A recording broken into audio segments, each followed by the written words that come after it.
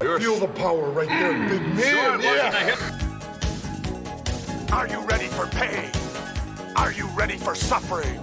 If the answer is yes, then you're ready for Captain Freedom's workout. Greetings, good people. Greetings, good people, and welcome to the show where we sit down with rad people who are doing rad things. On today's episode, we chat about VHS tapes, what it's like to live in Brooklyn, PED use in sports, and a whole lot more. So let's jump straight into things, but before we do, my name is Dread, and this is Breakdown with Cobra Wipeout.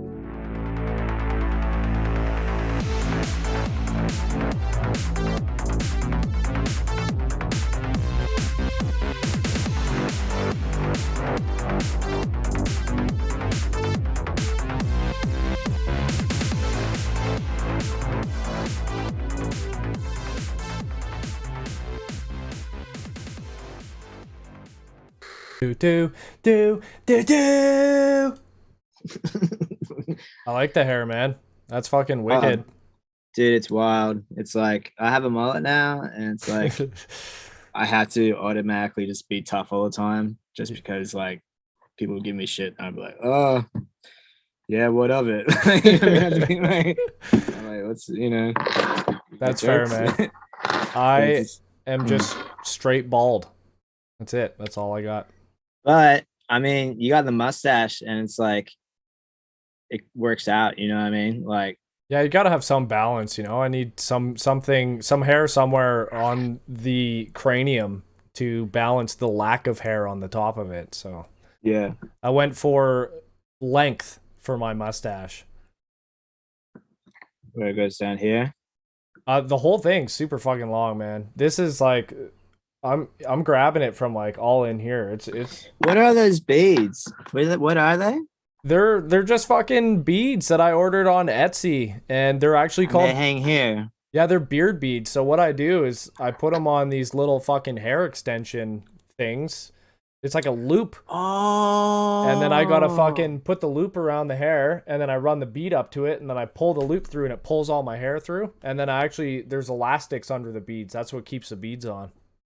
Oh, that's wild. I couldn't tell what it was. For some reason, I thought you just had two fucking hooks, like piercings, like coming out of your lips. And I was like, that guy looks insane. And then I was like, I mean, I probably still look slightly insane. I see people look at like double take at the mustache pretty frequently. So I think I walk around wearing this hat, my mustache like this, and a fanny pack. Generally, that's what I'm rocking. I also have like retro 3-stripe Adidas that I'm wearing pretty much on a daily basis. Yeah.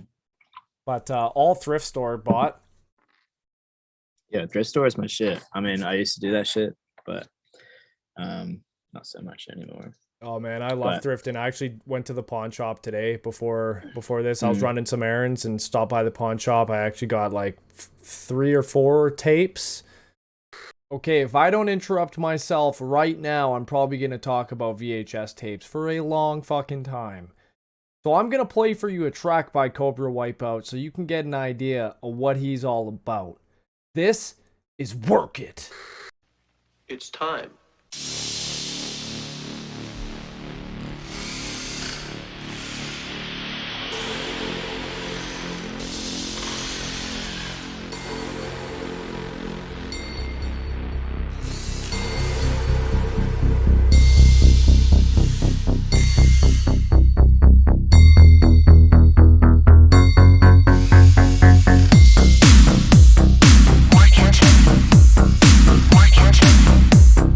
Work it.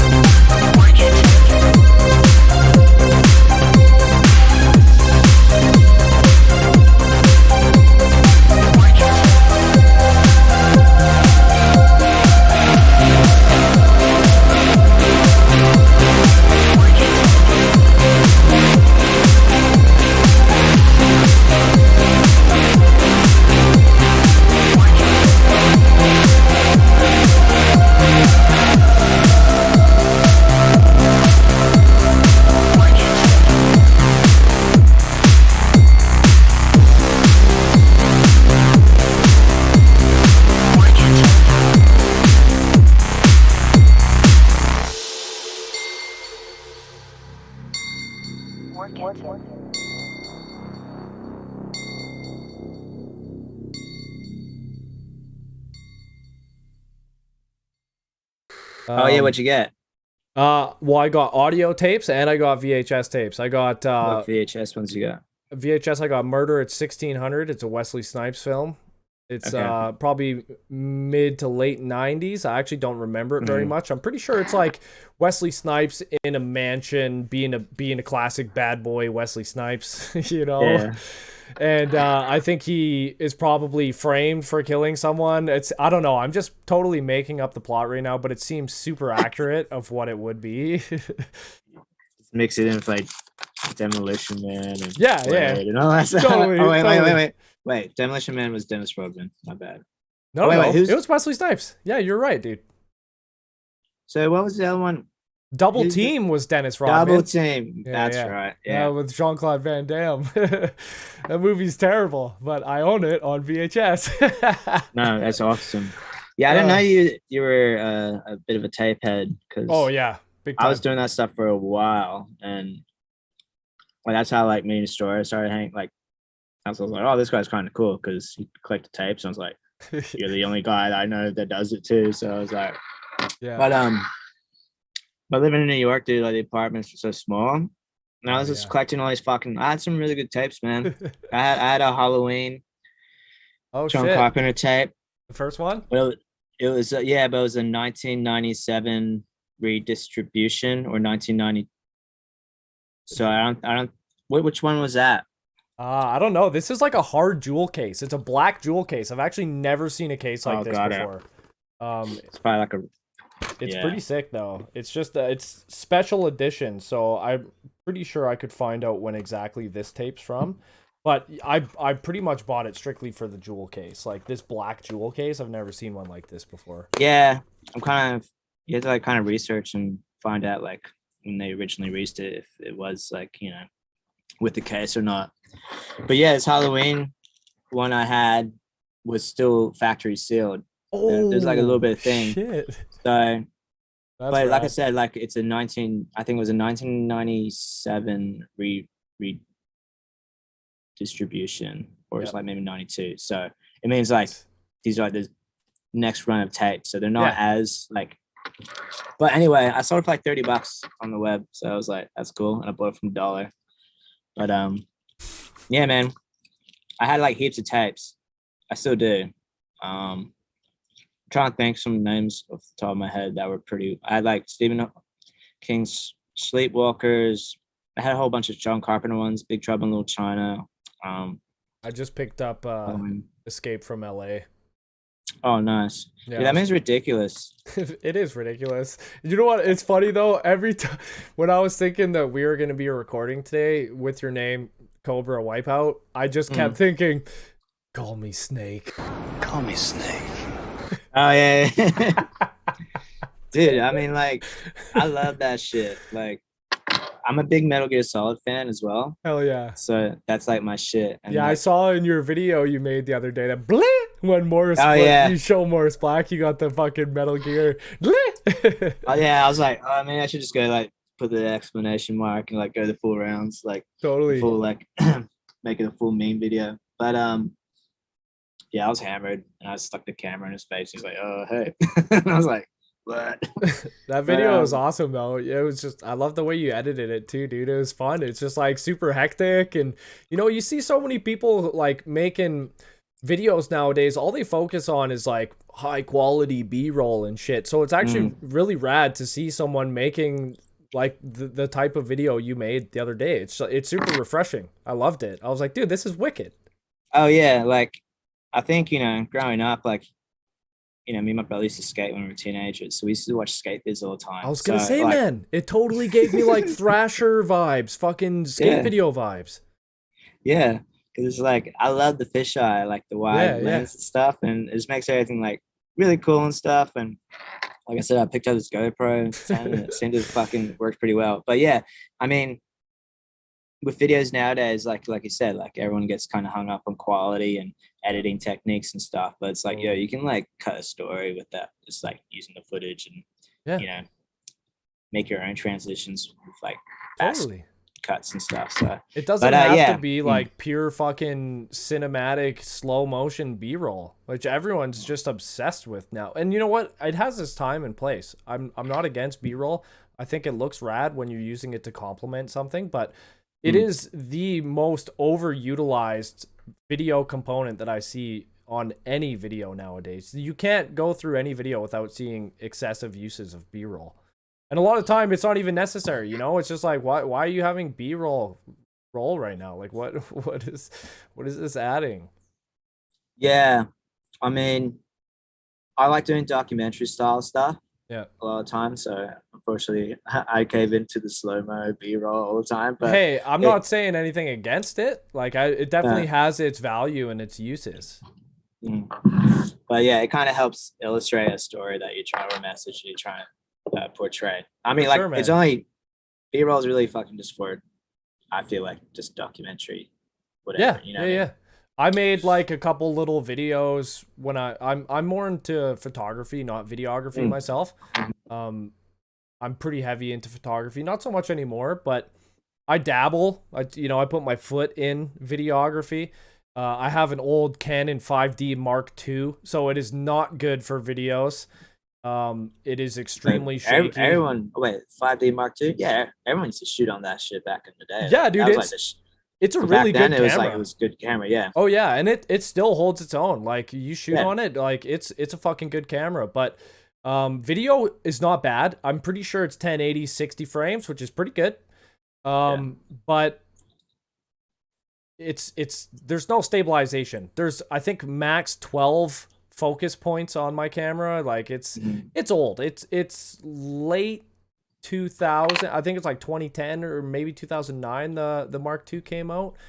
And so, it feels dated. It's old now. But you know what? That's actually what I'm filming on right now. I got a 50 mil on it. It's my bread and butter. Oh yeah. The 50 mil, fantastic plastic. Yeah, dude, I bought it. It's like the fucking Canon 50 mil, like $120. It's my favorite lens, dude. I use it all the time. 1.8 all the time. 1.8, yeah, it's fucking sick, dude. It's a really good lens. Has a really nice look depth of field and stuff on it as well. Totally. So it's like you get really nice little bokeh effects and stuff. It actually is what got me into shooting more portrait. I was more into landscape photography, but when I got the 50 mil, I just saw the potential of shooting like gorgeous fucking portraits. Yeah. The 1.8 is what did it, because I had a wide angle lens that was like 2.8, I think. And 16 to 28. It's a pretty rad lens. It's good for like shooting night photography, trying to get some cosmos, getting the stars and shit, Get the Milky Way. To get the Milky Way, if you fucking it's good for that shit. Stephen Hawking up in this thing. Go on. But the Mark II is not the best for low light either. It's like fucking I have to have like 2000 ISO, which is just fucking grain galore when I put it on my PC. So, or it's either that or it's like a 30-second long exposure. Yeah. But I feel that. I actually got into photography through hiking. I spent a lot of time hiking the mountains of the British Columbia backcountry where I live, and there's a lot of pretty epic country out here. So I shoot it a lot. I was just doing it on my phone, and I went, man, I could take some fucking beautiful photos if I got a camera.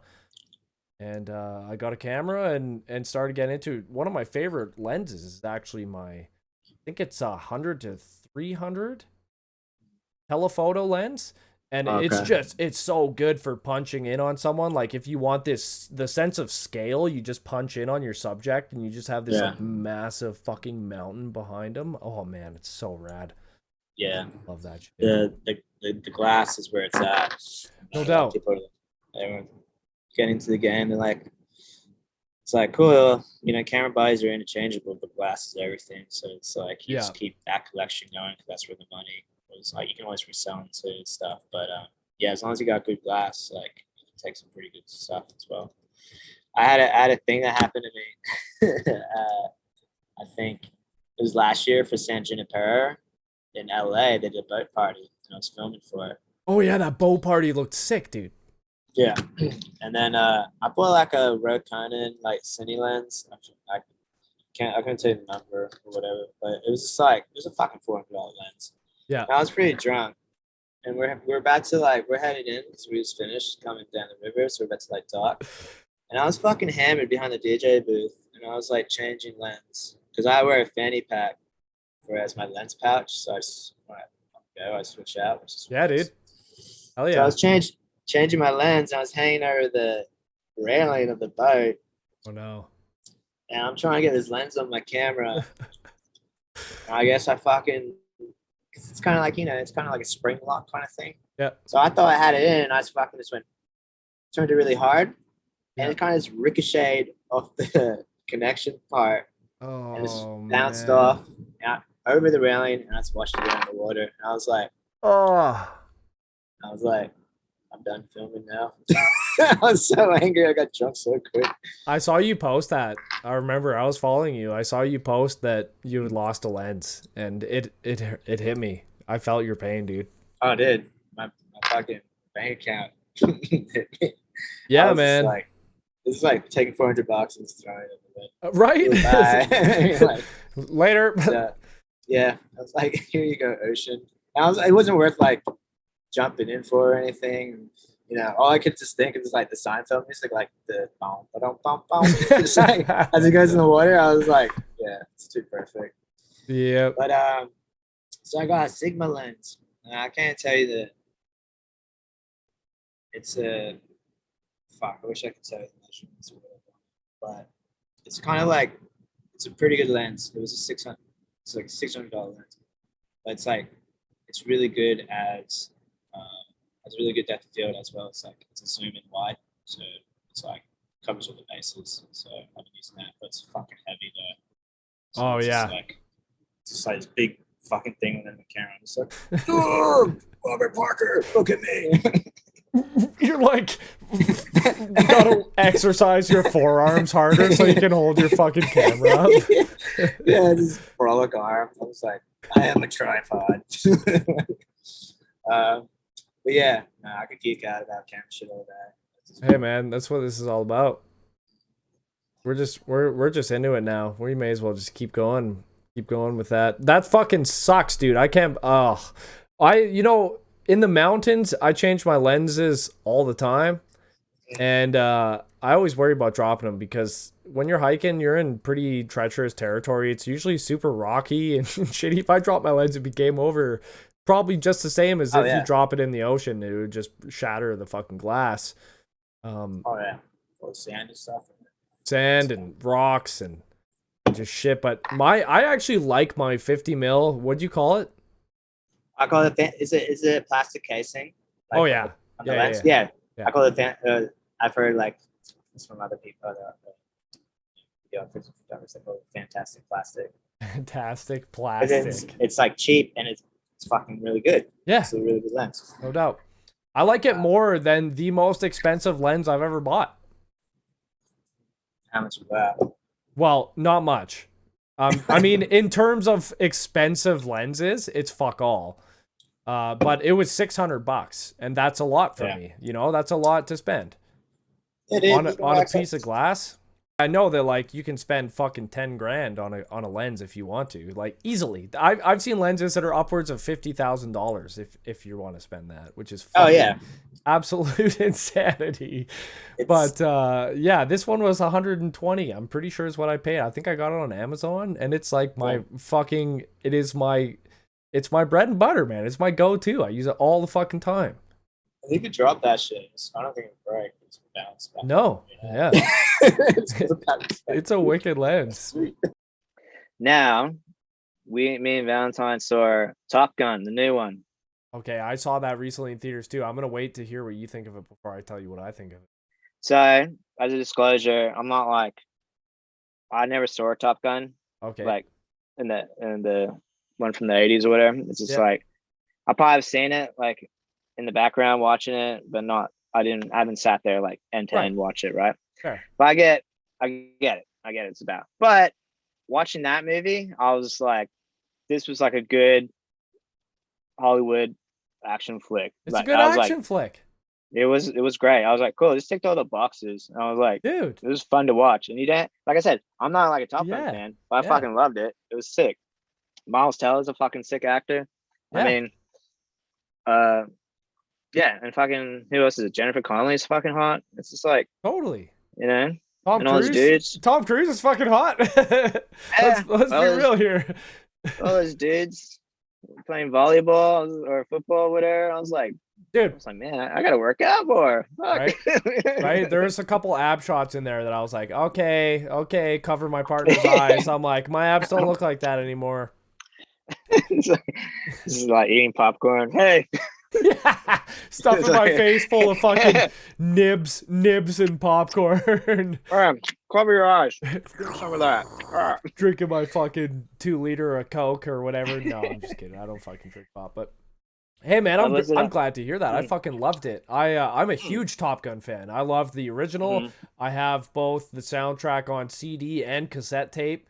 Wow. And I'm a big Top Gun fan. I think it totally encapsulates the ideal, synthwave, like everything that synthwave stands for. If you put it into a movie, it's Top Gun. It totally just captures the vibe really well. And I'm talking about like generic synthwave. I don't mean like dark synth and shit like that, of course. Oh no, yeah, this is like that more 80s kind of totally feel. And so many people pine after that feeling that Top Gun gives you. So when I watched the new one, I had high hopes and I was blown away. I thought it was really good. There was a lot of odes to the original movie. There was a lot of scenes that they took that they just kind of did in their own way for the new one, but they kept it as their own movie. It wasn't just a, hey, pure nostalgia, here you go. It was a fucking awesome sequel in its own right. It was a good movie to stand on its own. And I really enjoyed it. The action was intense, man. All of the fucking, like, the flying scenes, man. I was like, my asshole was, it was clenched the whole time, dude. I was like, sitting there in my seat, like, holy shit. It's fucking intense, man. No, it was, I think, they did a really good job with filming those, like, aircrafts and stuff. You can see some parts of, like, obviously CGI, but I heard for the most part, like, they actually did film a lot of those fighter jets and stuff and whatever. They did, yeah.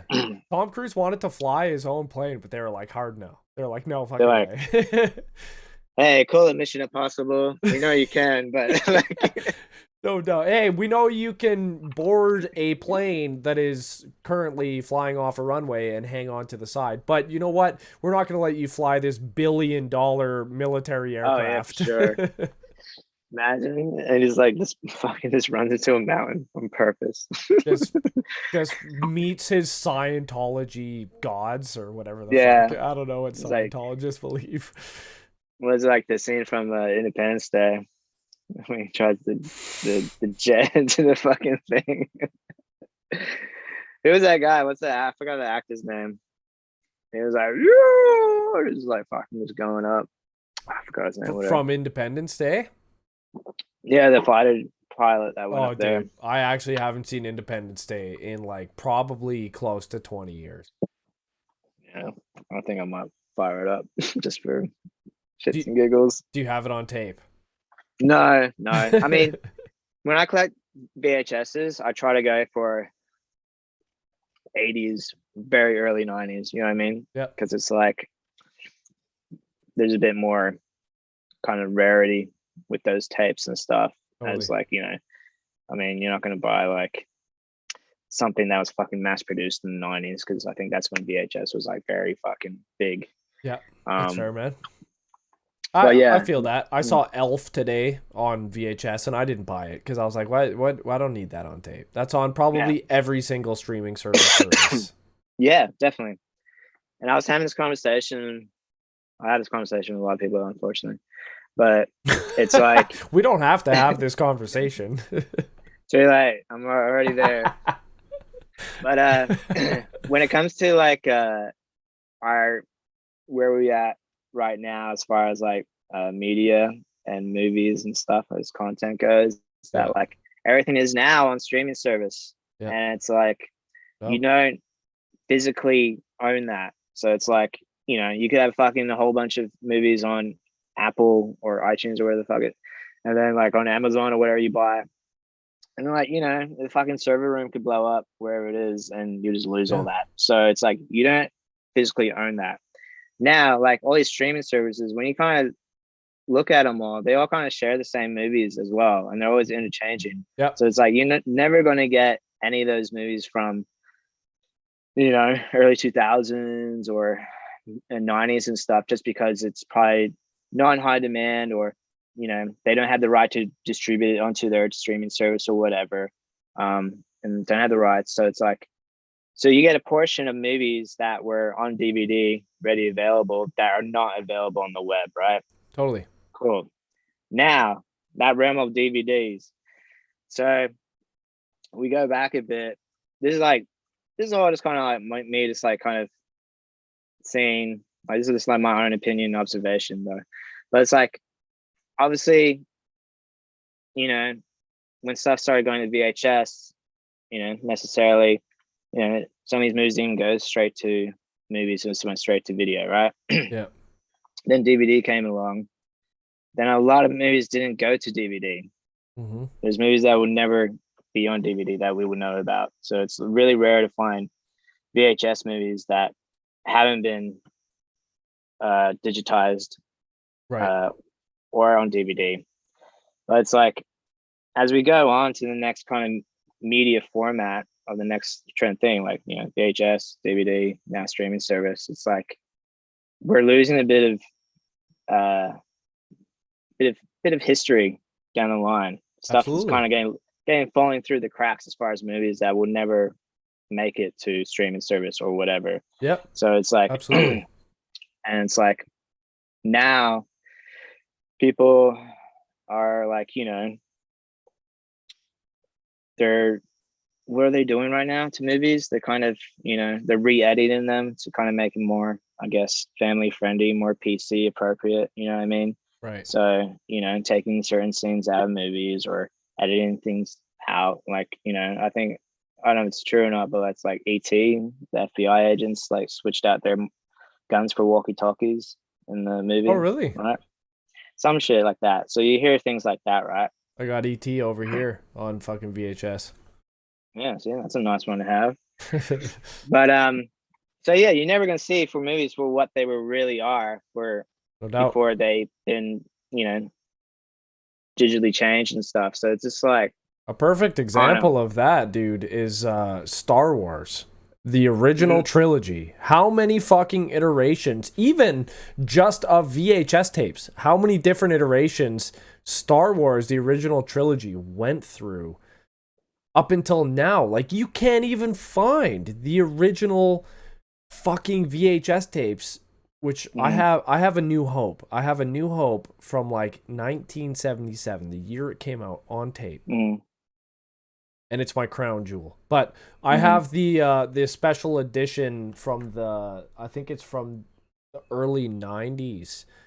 And it's pre-digital remaster. And oh my god, dude, that's the shit that I'm after, is exactly what you're saying. Before they make these changes, where now you have these as far as I'm concerned, shit CGI added to a fucking unblemished film of physical effects, of awesome special effects that are all done using miniatures, props, all that shit. And then they add this garbage CGI that is just what, it was the new fucking technology and why they all wanted to add it. But yeah, I mean, you see these new features come out, or these old movies that come out with these remastered editions that completely alter the movie. And it's so awesome to find those movies on tape before they've been digitally remastered. Definitely. So it's like, you're doing God's work by collecting VHSs, I guess. Like, I have a friend that's a tape head, and he's just like, we talked about it, and he's like, I consider myself a film archivist. And I was like, yeah, it's true. You know what I mean? Right. It's like, you gotta keep these relics for what they were at that time and whatever. Well, we're talking about tapes again. So here, have some more music. This is off of Cobra Wipeout's most recent EP, Venom, Denim, with the track Burner.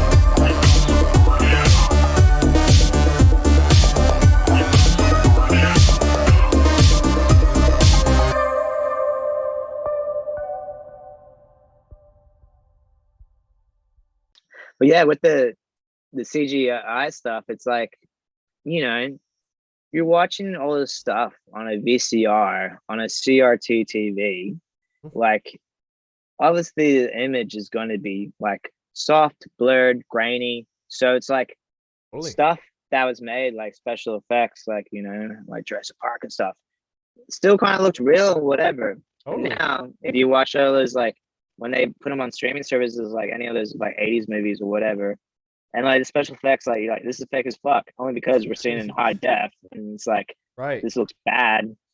And but yeah, it's like it was made, it looked good on those screens back then because that's what, I don't know, it was just it's kind of weird way to kind of look at it, but No, you know, you're right, man. It was actually made as well for like 4:3 aspect ratio, not fucking widescreen 16:9. You know, like you said, it's soft, it's blurred, it's grainy. It's a VHS tape, man. It's got fucking it's got distortion. That's what it is, and you don't pick up on that shit. And then, like you said, they change it to widescreen. They add fucking 4K video capability. Yeah. You're like, yeah, I can tell this is a set. This looks like a set. You know?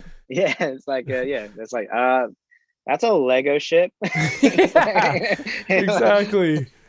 And then you see that same shit on tape, and it's like on a CRT, it's even more to just fucking solidify that this is how those things are meant to be made. And you know what? I think also, man, there's this certain feeling of physical formats, and I think this comes back to music as well. When you're engaging with a physical format, whether that's playing a cassette tape, like an audio cassette tape, or a CD a little bit less, but a VHS tape, you know, you're choosing it, you're visually seeing it off like a shelf or a wall, and you're picking it and you're holding it, and you just have these textiles that you're then playing it. It just feels like this way more engaged way of consuming media. And I fucking love that about tapes, especially tapes, like audio cassettes too. You know, you put an audio cassette in and you start it. There's no skipping tracks, you know, it's you play it from start to finish, and you get to consume it in its entirety, the way it was meant to be listened to. And same thing with watching VHS tapes. Yeah, I completely agree. It's like, you know, people, I don't know if this is the right word, like not tangible, but it's like, you know, you want something to kind of hold and whatever. Totally. And like everything that comes with the VHS tape, that's like those, like the painted style. Yeah, like not like the Goonies covers. Like that doesn't happen. They're all hanging off the cliff and it's all painted. It's like that doesn't happen in the movie, but it looks fucking good. Like all these tapes like has crazy artwork that kind of entices you. Flip it over, you read the blurb, you see the, you know, whatever. So it's like, yeah, awesome. So it's like cool. You have that. You put it on, whatever. You know where you're getting into. Same thing with like, you know, like you said with cassettes. It's like, you know, as a kid, you're listening to, you know, start to finish, you're reading through the lyrics, you're looking at the artwork, right? You know what I mean? Yeah. You're reading through the track names and stuff. I mean, like, I think that's like when Destroyer and Stranger were doing Night of the Grindhouse. Yep. Because he would send me songs when he was making this shit. I was like, nah, bro, let me know when you finish it all, because I want to enjoy it for its entirety. Right. So I'd sit there and I'd listen from start to finish. Look at the track names and see how they're organized and stuff. See if it's telling like a kind of story and stuff and how they mix in. So it's like, you know, and it's a shame because it's like, I think that's how we have to kind of like, you know, that's how, you know, listening, viewing media should be like, you know what I mean? Agreed. But yeah, but the physical element that comes with it is kind of like helps you with that kind of imaginative journey that you have when you're doing it. But yeah, no, I completely agree on that statement for sure.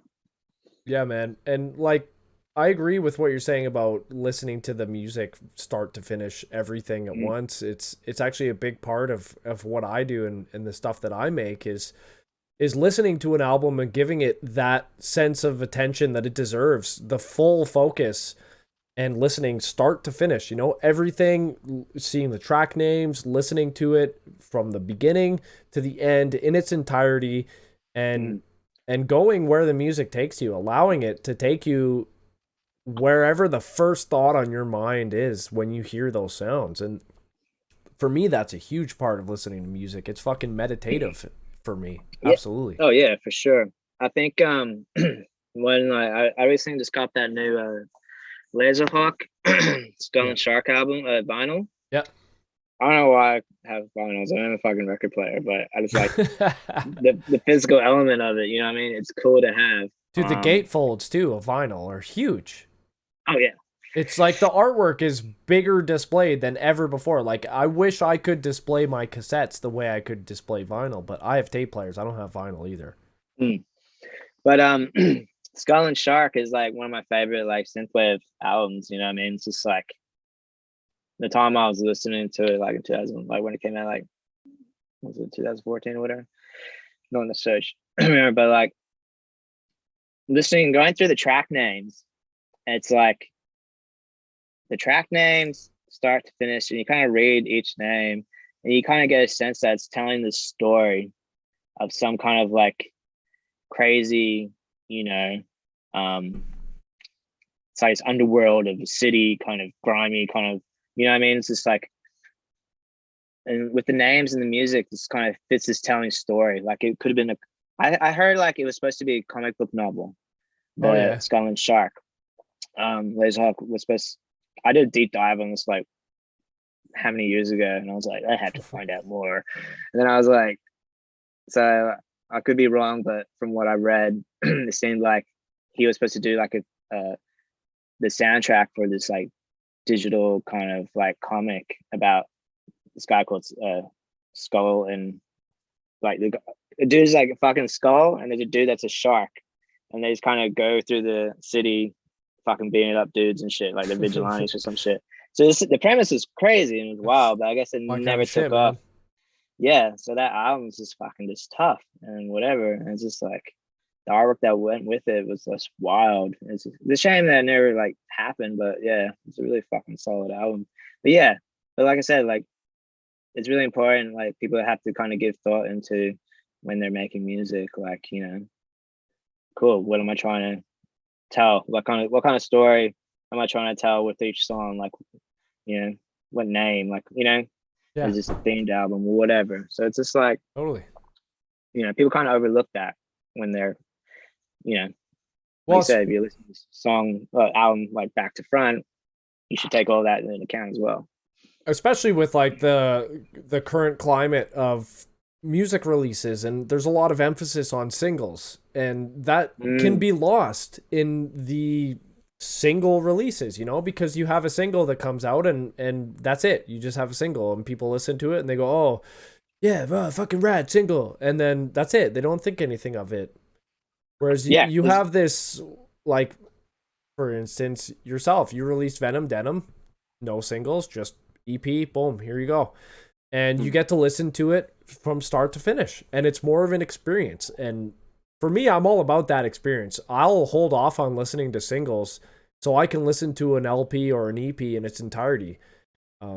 I prefer to listen to music in its entirety as opposed to listening to singles.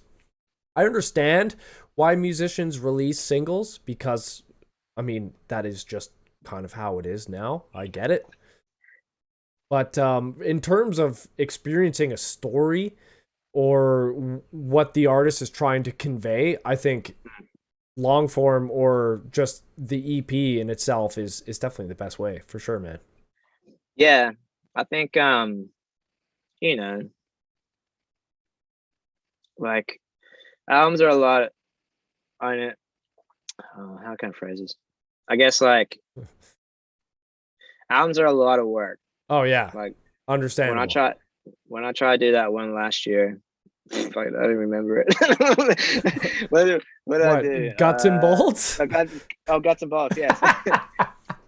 So my drinks. Obviously, what fucking album? It's your first album that you came out with. You don't even know. Yeah, I was like, what was it called again? I mean,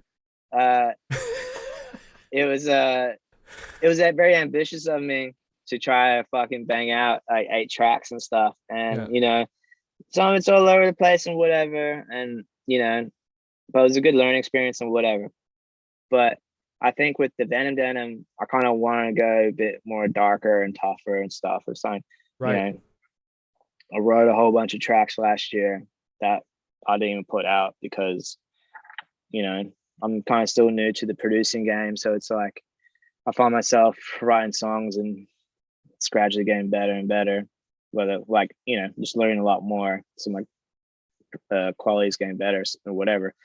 But like, so yeah, it was like Venom is just supposed to be like this fucking this tough kind of thing, just something a bit more darker and whatever, not goofy cyberpunk or whatever the other shit was I did.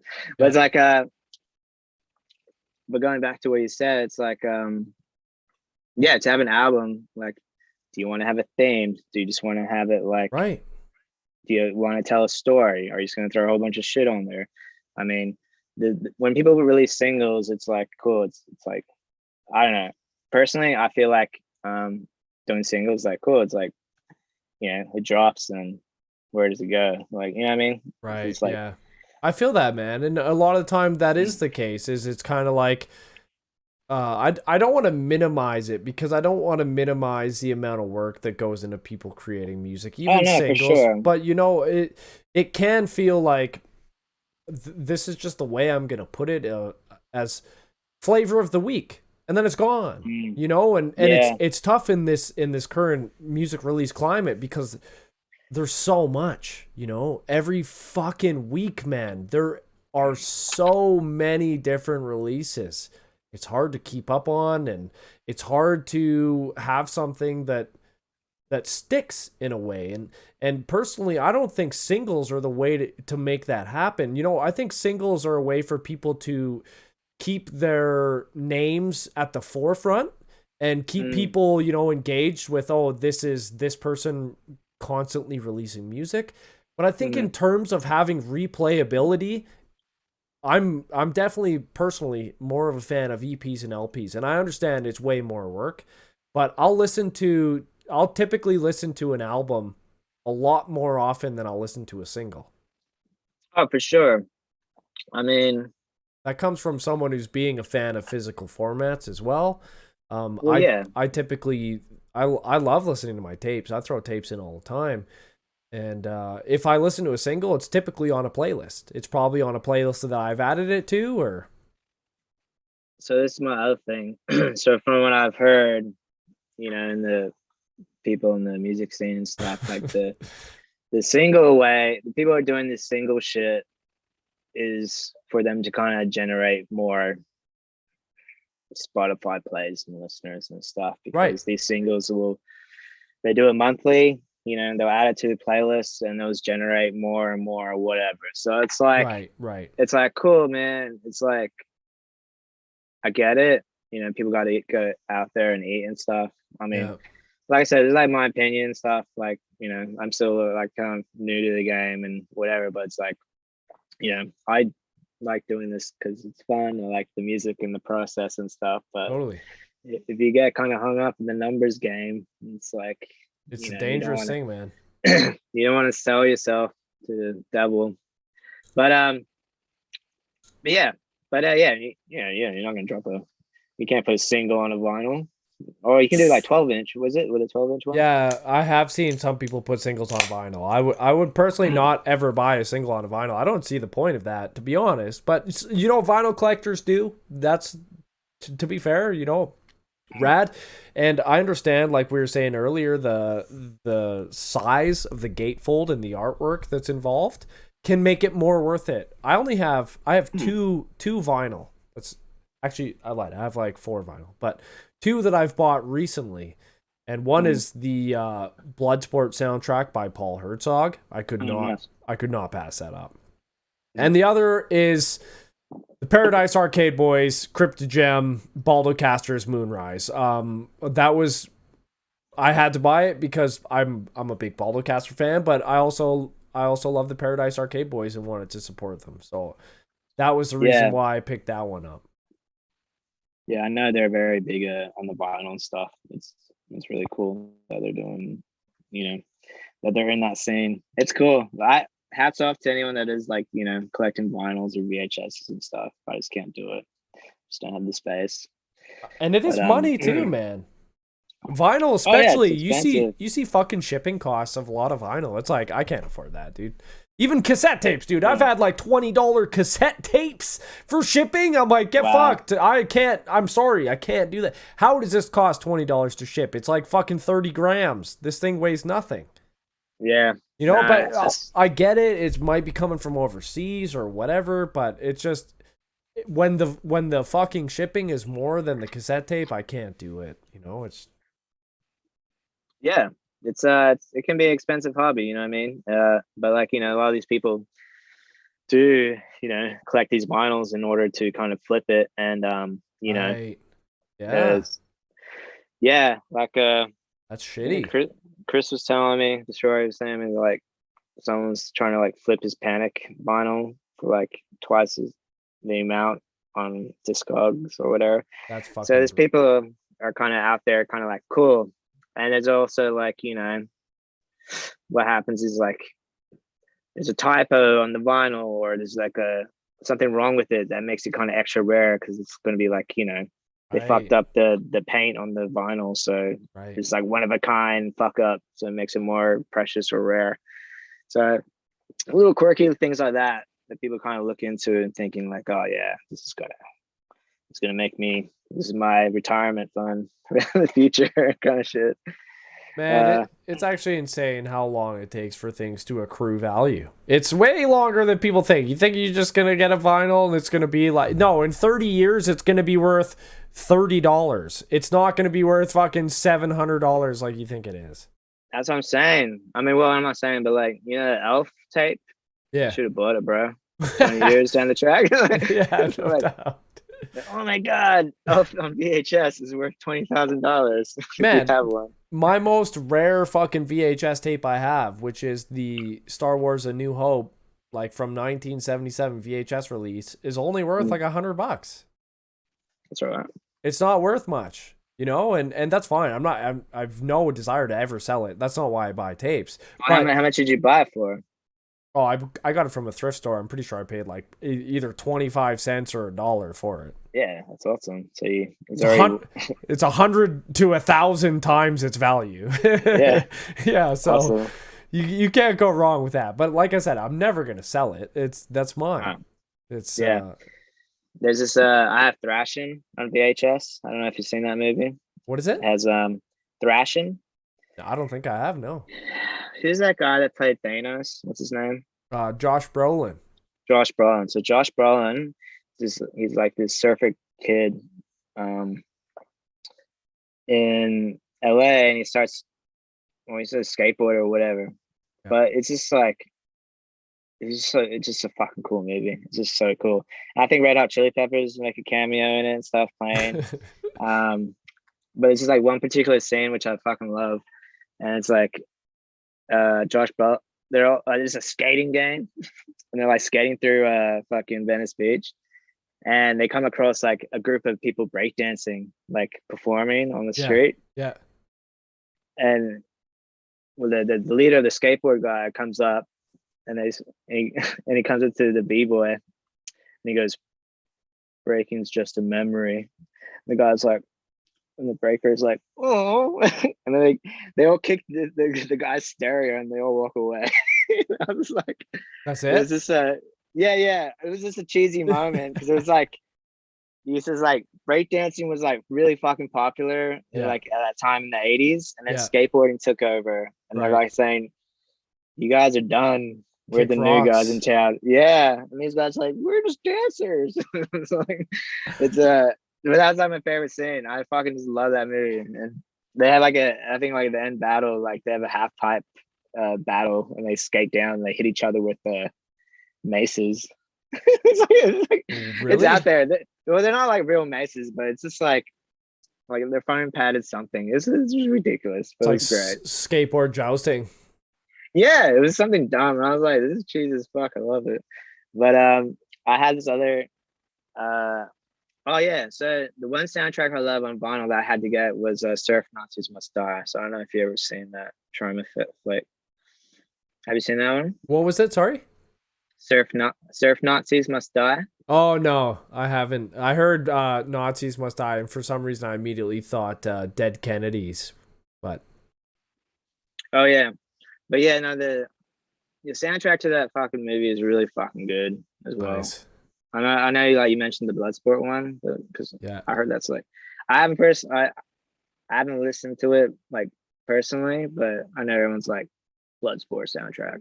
It's where it's at. Oh, I mean, Paul Herzog is just he's a really good composer that does like the best retro martial arts music. So if you like the panpipes and the retro martial arts, slow motion, Jean-Claude flexing, that type of music, then you'll like Paul Herzog. That's what he does. He's great at it. Yeah, it was good. I was like, yeah, my friends rants about it. I was like, cool. Yeah, pretty much, man. I wouldn't say it's like the best soundtrack, but Paul Herzog is a great fucking retro martial arts composer. Oh no, yeah, no, I was just like, because I have friends that like they'll do art and they'll listen to that. I'm like, what? Like while they're like, making art, they'll listen to yeah. the They're like, Kickbox or Bloodsport soundtrack. yeah, Yeah, they just listen to that stuff. Yeah. Paul Herzog also does Kickboxers. Easily confused why I said that, but yeah, I haven't. I couldn't say that I've been like making some art and listen to Kickboxer, but I'm not gonna say I wouldn't. I was listening to the Teenage Mutant Ninja Turtle soundtrack while working out the other day. It was Yeah, pretty you're rad. wild. It was good. It almost hits that same retro martial arts feel, but then you get the odd fucking Michelangelo thrown in there that's like pizza, bro, and I'm like, okay, that's not really helping me in my workout here. But, You're like, that sounds pretty good right now. yeah, I'm like, just put my weights down. Yeah, you know what, fucking Michelangelo, you're right, dude. I'm gonna go get me some fucking pizza. Was it? I had to watch I have to kind of rewatch those ones. It's been a minute since I've seen them. The I really Ninja want to Turtle watch movies? the second one. Yeah, I kind of still want to. When's the last time you check saw out- them? Oh, dude, it's been a minute, right? You might even you know what, I hate to say it, but you might be better off just keeping the memory of them being good. Not watch. Oh, damn, that hurts here. Oh, I don't want to say that with any like definitive, certainty, because I haven't rewatched them recently, but it's one of the movies that I remember very fondly in childhood. That is, I started it because I saw it on like fucking Netflix or Prime or some shit. I can't remember what I was, but I started it and I went, okay, this is a kid's movie. And it is. And as long as you go into it with the frame of mind of it being a fucking movie for children, you'll probably have a good time. So Definitely. I'll say that much. If you go into it thinking it's going to be a good action flick, you're probably going to have a bad time. Oh no, yeah, no, for sure. No, I want to see the second one with that Vanilla Ice, right? Right. Yeah. I was like, I want to see how that scene goes down because it's so out there.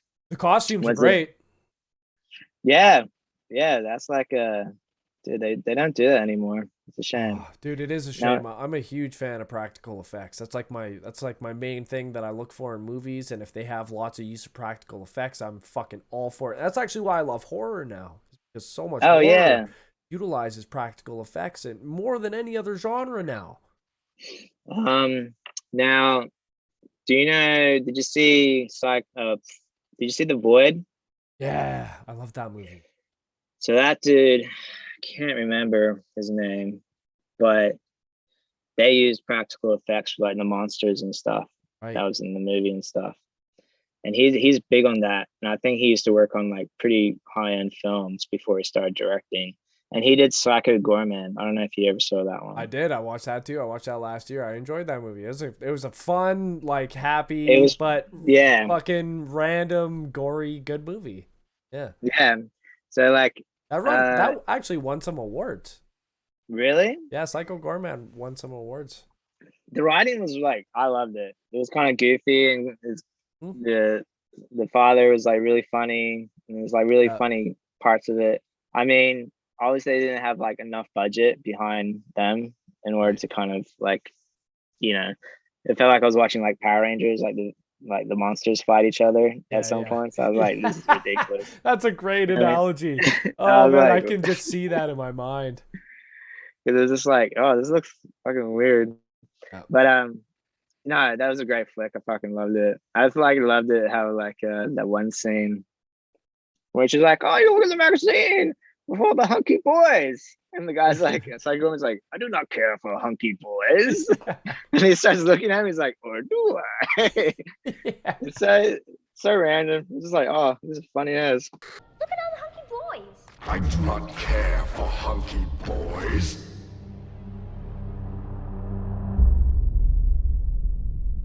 Or do I? It's a fucking throwaway line that's actually like awesome. But that guy, so I did a deep dive on him, and he did like a couple of short films. And if you look them up, you can find them on YouTube, but they're really good special, like practical effects, especially gory ones. Yeah. And he does this one called BioCop, and it's kind of like a 3-minute, like a spoof kind of trailer. So it's not actually a real movie, but Right. the way it's like made, it's really fucking funny because this guy is like a cop, but he's fucking like Toxic Avenger. He's just fucking melting and just dying, Right. but he's still like in his conscience and shit is still intact, so he feels pain. And then he has like a partner, and he's like, "Yo, BioCop, we have to like do this." And BioCop's like, "I want to die," and tries to shoot himself, but he can't. I don't know. You have to watch it. It's ridiculous, but Sounds super dark. Well, yeah, I mean, it's kind of dark in a comedic sense, but the special effects, and it has that kind of grindhouse film look, VHS kind of very cool, very neon. But yeah, same guy, and yeah, so it's cool that people are still kind of practicing that practical effects and special effects makeup and stuff, and which I think is kind of lost because when you see that stuff done in CG, I mean, it just doesn't hit the same way. You can just tell that it's not fucking real. Absolutely. And it takes you out of the movie, takes you out of the story sometimes. You just go, oh. And you know what? I love this stuff that's even like stop motion photography. Like for instance, Terminator, when it shows the explosion of the semi truck, and then the endoskeleton stands up. It is very clearly stop motion photography, but it looks fucking incredible, man. It's so awesome. And it just shows the amount of effort that went into making that scene at that time. It's a feat. And I love to see it. I love to see practical effects, people making things with their hands. And, I'm not saying that CG doesn't have value. I think that computer generated graphics is very difficult to do and looks amazing, but there's just something about seeing that physical monster or set that might be a miniature. And like, I'm gonna bring up Terminator again, the nuke scene when they fucking the nuke goes on. That scene is holy shit, dude. The amount of effort that went into making that. There's like, I've read a huge blog post all about the making just of the nuke scene, which is a horrifying scene. If you're watching it and like seeing it, even now watching it again, that scene would give you fucking nightmares, man. And they made that all through miniatures and models, and it's all practical effects and in-camera work. It's so fucking cool to see that. For me, I feel like it's just effort on a different level that is so awesome. It's so awesome. I think like now, like the day and age that we live in, we want everything now. Everything has to be done quickly, turnaround times. Absolutely. So it's like, obviously these movies that do stuff, don't have the budget or time, resources to invest into someone building out a model kit or whatever. Right. When they could do it in CGI in a matter of a few weeks. You know what I mean? But how much does the CGI cost compared to making a physical set? So that's what I'm saying. Like, it could not be money, but it could just be time. It could be time. You're right. Yeah, you know what I mean? Absolutely. That's a good point, man. That's a very good point. We live in an age where it's just like, they're just turning stuff out now. Like, time is money. Yeah, and it's just like the amount of TV shows compared to movies now is just like crazy. Like, you don't see that stuff, and it's so yeah, there's not a lot of thought, budget, or process, I guess, that kind of goes into that kind of old style of doing special effects and practical effects and stuff. It's kind of lost. It's a shame. Some people still bring it back and stuff, which is nice. Yeah, there's some directors that like pointedly they make a point of bringing practical effects into things, and I always love to see it. I just watched a movie on Shudder, The Sadness. Did you see that one? No, not yet. It's like it's for lack of a better word, I'll just explain it as a zombie apocalypse movie. It's kind of the typical zombie movie. It's not quite the same. The virus is a little different. There's some different shit, but they use a lot of practical effects. that are super gory and awesome. Yeah. It's so Yeah. rad to see. You know, when you watch something, you're like laughing because you're like, oh, fuck. Like, that is fucking gnarly. And there was a lot of those moments when I was laughing because I'm like, oh my God, this is fucking brutal.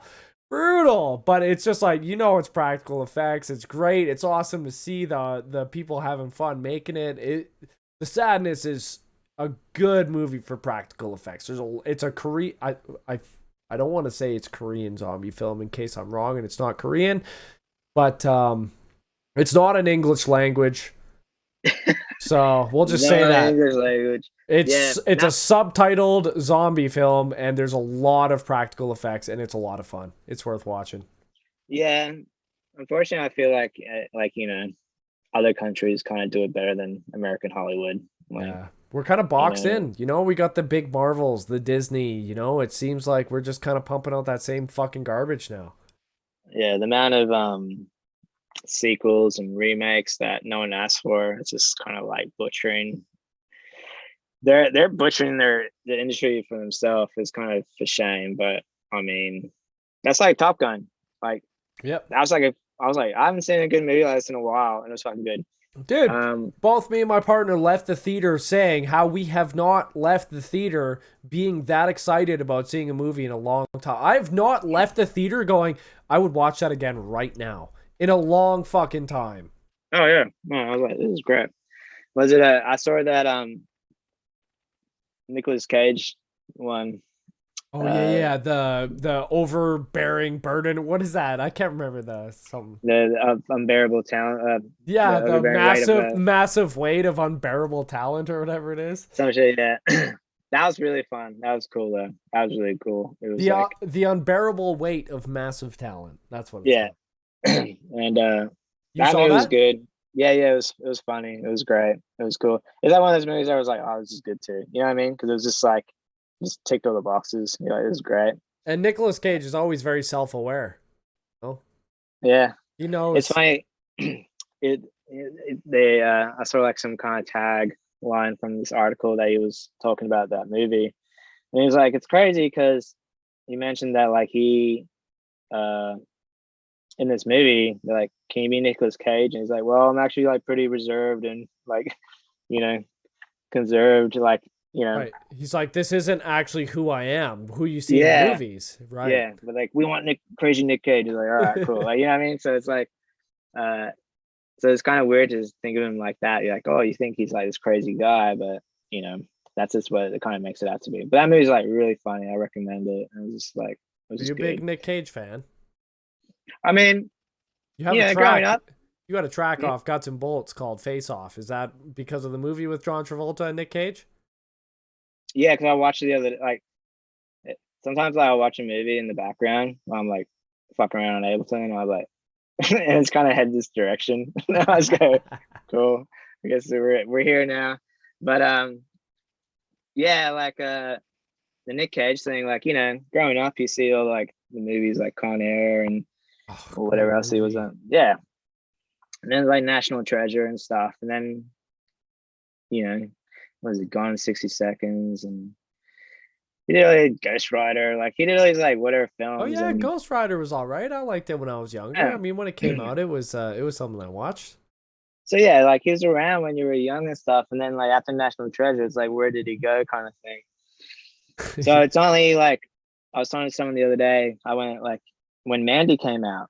Yeah. Now Mandy was like one of my top favorite films because I forgot, I can't pronounce the director's name, but he's really fucking cool. He did like Beyond the Black Rainbow, so it's like really good cinematography, a lot of neons and stuff, and it's a slow burn of a film. But anyway, watching Nick Cage in that kind of like revamped my love for Nick Cage. I was like, this guy's fucking great. Yeah, we have to protect this man at all costs because he's just like, he just gives 110% to like every movie that he does. Absolutely. And he recently he just came out of like huge debt because he took on a lot of video on demand movies in order to pay back his debt. So right. You Because know? he was buying too many fucking dinosaur skulls.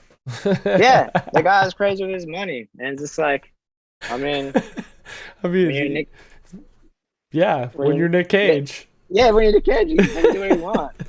He's like, I want an Oscar, bitch, and it's like, but yeah, it's just like it's just funny because like people like The Rock is the hardest working man in Hollywood. I was like, fuck no, Nick Man, Cage is, bro. You know, how many movies it turned out in like 1 year. yep. It's like crazy. And the difference is Nick Cage probably has good movies out of all the movies he turned out. The Rock, oh fuck man, the last good movie The Rock put out was like Walking Tall or The Rundown. Like being real here. Oh, that was a wow. That was a throwback. Yeah, those are old. Those are like early 2000s, dude. Yeah. His movies now are garbage. He just fucking puts out hot dog shit and fucking Tremana, drink the Tremana. Was it I see those memes of like the Rock movie, and it's just like him in a jungle, just wearing like a fucking like a beige shirt. Like every movie he's in a jungle somewhere. It's just Yeah. like, all right, I see the pattern here. But you know, I mean, And he Rock, definitely does not take any PEDs of any sort, is what he says. oh really? Oh yeah, he claims he's natty. Man. There's no way. There's no way. I don't know. I've said it so many times, but The Rock is not natural. If you think you can look like The Rock without taking any form of performance enhancing drugs, you are mistaken. 100%. Just throw that out the window. Yeah. I mean, have you seen Dark Side of the Ring? Mhm. That's a really fucking cool awesome, series. man. Yeah, great series. I love that, dude. I was You're, like, dude, you're a I'm big gonna wrestling start. fan, right? I mean, when I was younger and stuff, like I think like at the time when like me and my brother used to watch all the time, I used to like the Milkman, Kurt Angle. Yeah. Fuck yeah. It's just like I'm the Milkman. He comes out and all this shit. Yeah, I mean, my brother used to joke around like with the wrestling and stuff. You know, obviously I fucking grew out of it. You know what I mean? But I appreciate for Yeah, what it is. I do like appreciate all these like pastime things that I fucking did and love and Totally. whatever. But the Dark Side of the Ring was like really crazy, like inside of how much crazy shit went on behind, you know, Vince Yeah, McMahon dude. and all that stuff. And it's just like, and the drugs and, you know, everything was just so crazy. And it's like, you have to be fucking juiced up in order to be in that kind of, that realm of entertainment, which What do is they call nuts. it? Kayfabe? Kayfabe. What it is. Yeah, that's the mentality of it being real. That's kayfabe. That's what it is. Okay. What's a kayfabe mean? I think it's just like the mentality of wrestlers keeping a like uniform approach to it being real and not fake. That's kayfabe. You know, everything Oh, that yeah. happens in the wrestling world is real, and Oh, yeah. that's kind of what kayfabe stands for. That was what they used in the internal industry is how they termed it. Yeah.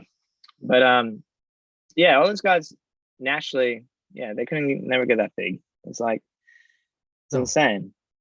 It's There's no insane. way. None of them. But I wanna do roids. Yeah, I mean, honestly, like I still idolize Arnold Schwarzenegger. I have since I was fucking a little kid because I grew up Yeah. watching action movies, and I always wanted to look like him. Honestly, he's why I started working out.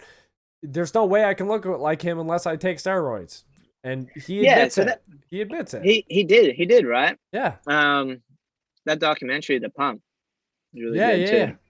too. Pumping iron. Yeah, that's it. It was like Pumping Iron. He has like what Lou Ferrigno and stuff in it as well. Yep. But yeah, it's kind of a shame when you see these guys and you know as a young age you know as a kid you idolize them like fuck yeah I'm gonna get buff, Totally. and then you like come you know as you get older in season you're like oh what they were fucking juiced up the whole time. Oh man, so it's a bit of a letdown because it's like you know for people that trying to want to work hard for something when people kind of take shortcuts and stuff, so it's like a bit disingenuous, a bit deceiving and whatever. For sure, man. I think as long as Yeah. people are upfront with it, you know, just telling people the real, hey, this is what I took to get here. This is what it takes, and you can't achieve this unless you do this. And that's understandable. You know what? I respect that. If someone says, "Hey, I took this gear to look like this," then I'm like, "Hey, man, thank you for being honest and upfront and letting people know." But if people are like, "The Rock, 6 foot whatever." 300 pounds of solid rippling fucking muscle. Grow up, dude. You are not natural. I don't give a fuck what you say. You can even look at the difference of him in his wrestling career to a few years ago. And he's twice as big now as he was even when he was wrestling. Yeah, it's crazy. I think they get to a certain point, I feel like, and they have an image to kind of uphold and Absolutely. stuff. So it's like you're right, man. that, and it's kind of like, you know, it's like the wrestling dudes. It's like they have to maintain that in order to kind of keep their, it's kayfabe. you know, that, yeah, keep that Kayfabe. fucking money coming in and stuff. So Rock is probably like, yeah, I'm too good right now. I gotta, you know, ride this out as long as I can, kind of shit. I don't know. Yeah, But no, you're absolutely right, man. You can't really just come out and say, "Hey, you know what? I've been lying for the last fucking 20 years and I've actually been cranking." You know, he's too far. He's in it now. He has to basically just fucking buckle down and say, "You know what? I'm natty," as for the rest of his life now because he's lied for too long. Yeah, no, it's yeah, that's his cross to bear, I guess.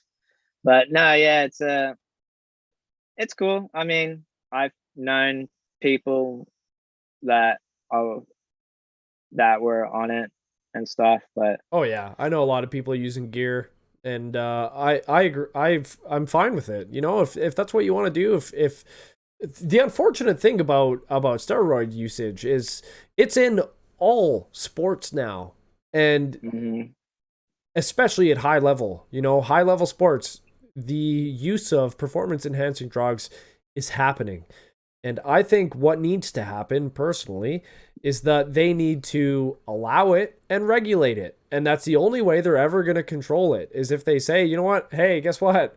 All of these fucking bodybuilders on Mr. Olympia stage that look like weird balloon animals are using gear. Like, who doesn't think the people in today's age are fucking on like the Mr. Olympia stage are using gear? You're insane if you don't think they are.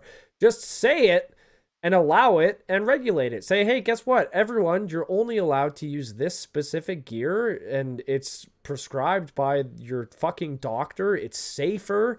But now you just have this weird like underground fucking people getting their gear from wherever, and they're going to use it, especially in their early stages trying to reach a successful point of a professional athlete career. They're going to be getting gear from who fucking knows where.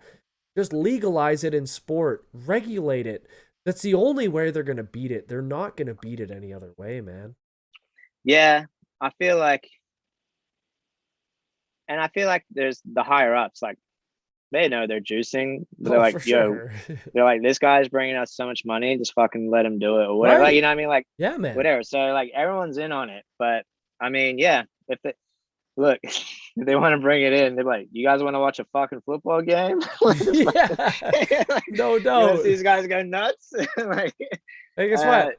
All these guys are on human growth hormone, and they're gonna fucking smash each other. Okay, you guys looking forward to this or what? This guy's gonna throw the football out of the stadium through the fucking atmosphere. Like, yeah, and he's gonna fucking it's no, I think I think I don't know. It gets dicey if you try to allow it in. It's just like, sure, man. And it's like, cool, you know, you give them an inch and they'll take a mile. So it's like, where does it stop, kind of thing? You know what I mean? We're already there, though. We're already there, man. Like, that's true. There's not enough. You know, I don't speak from this from a professional athlete standpoint. So if someone is a professional athlete that watches this and goes, you know what, they test me weekly. Yeah, okay, I stand corrected. But I'm pretty sure they don't test to frequencies where you could even capture someone using PEDs. You know, they typically only test within certain time frames coming into competitions.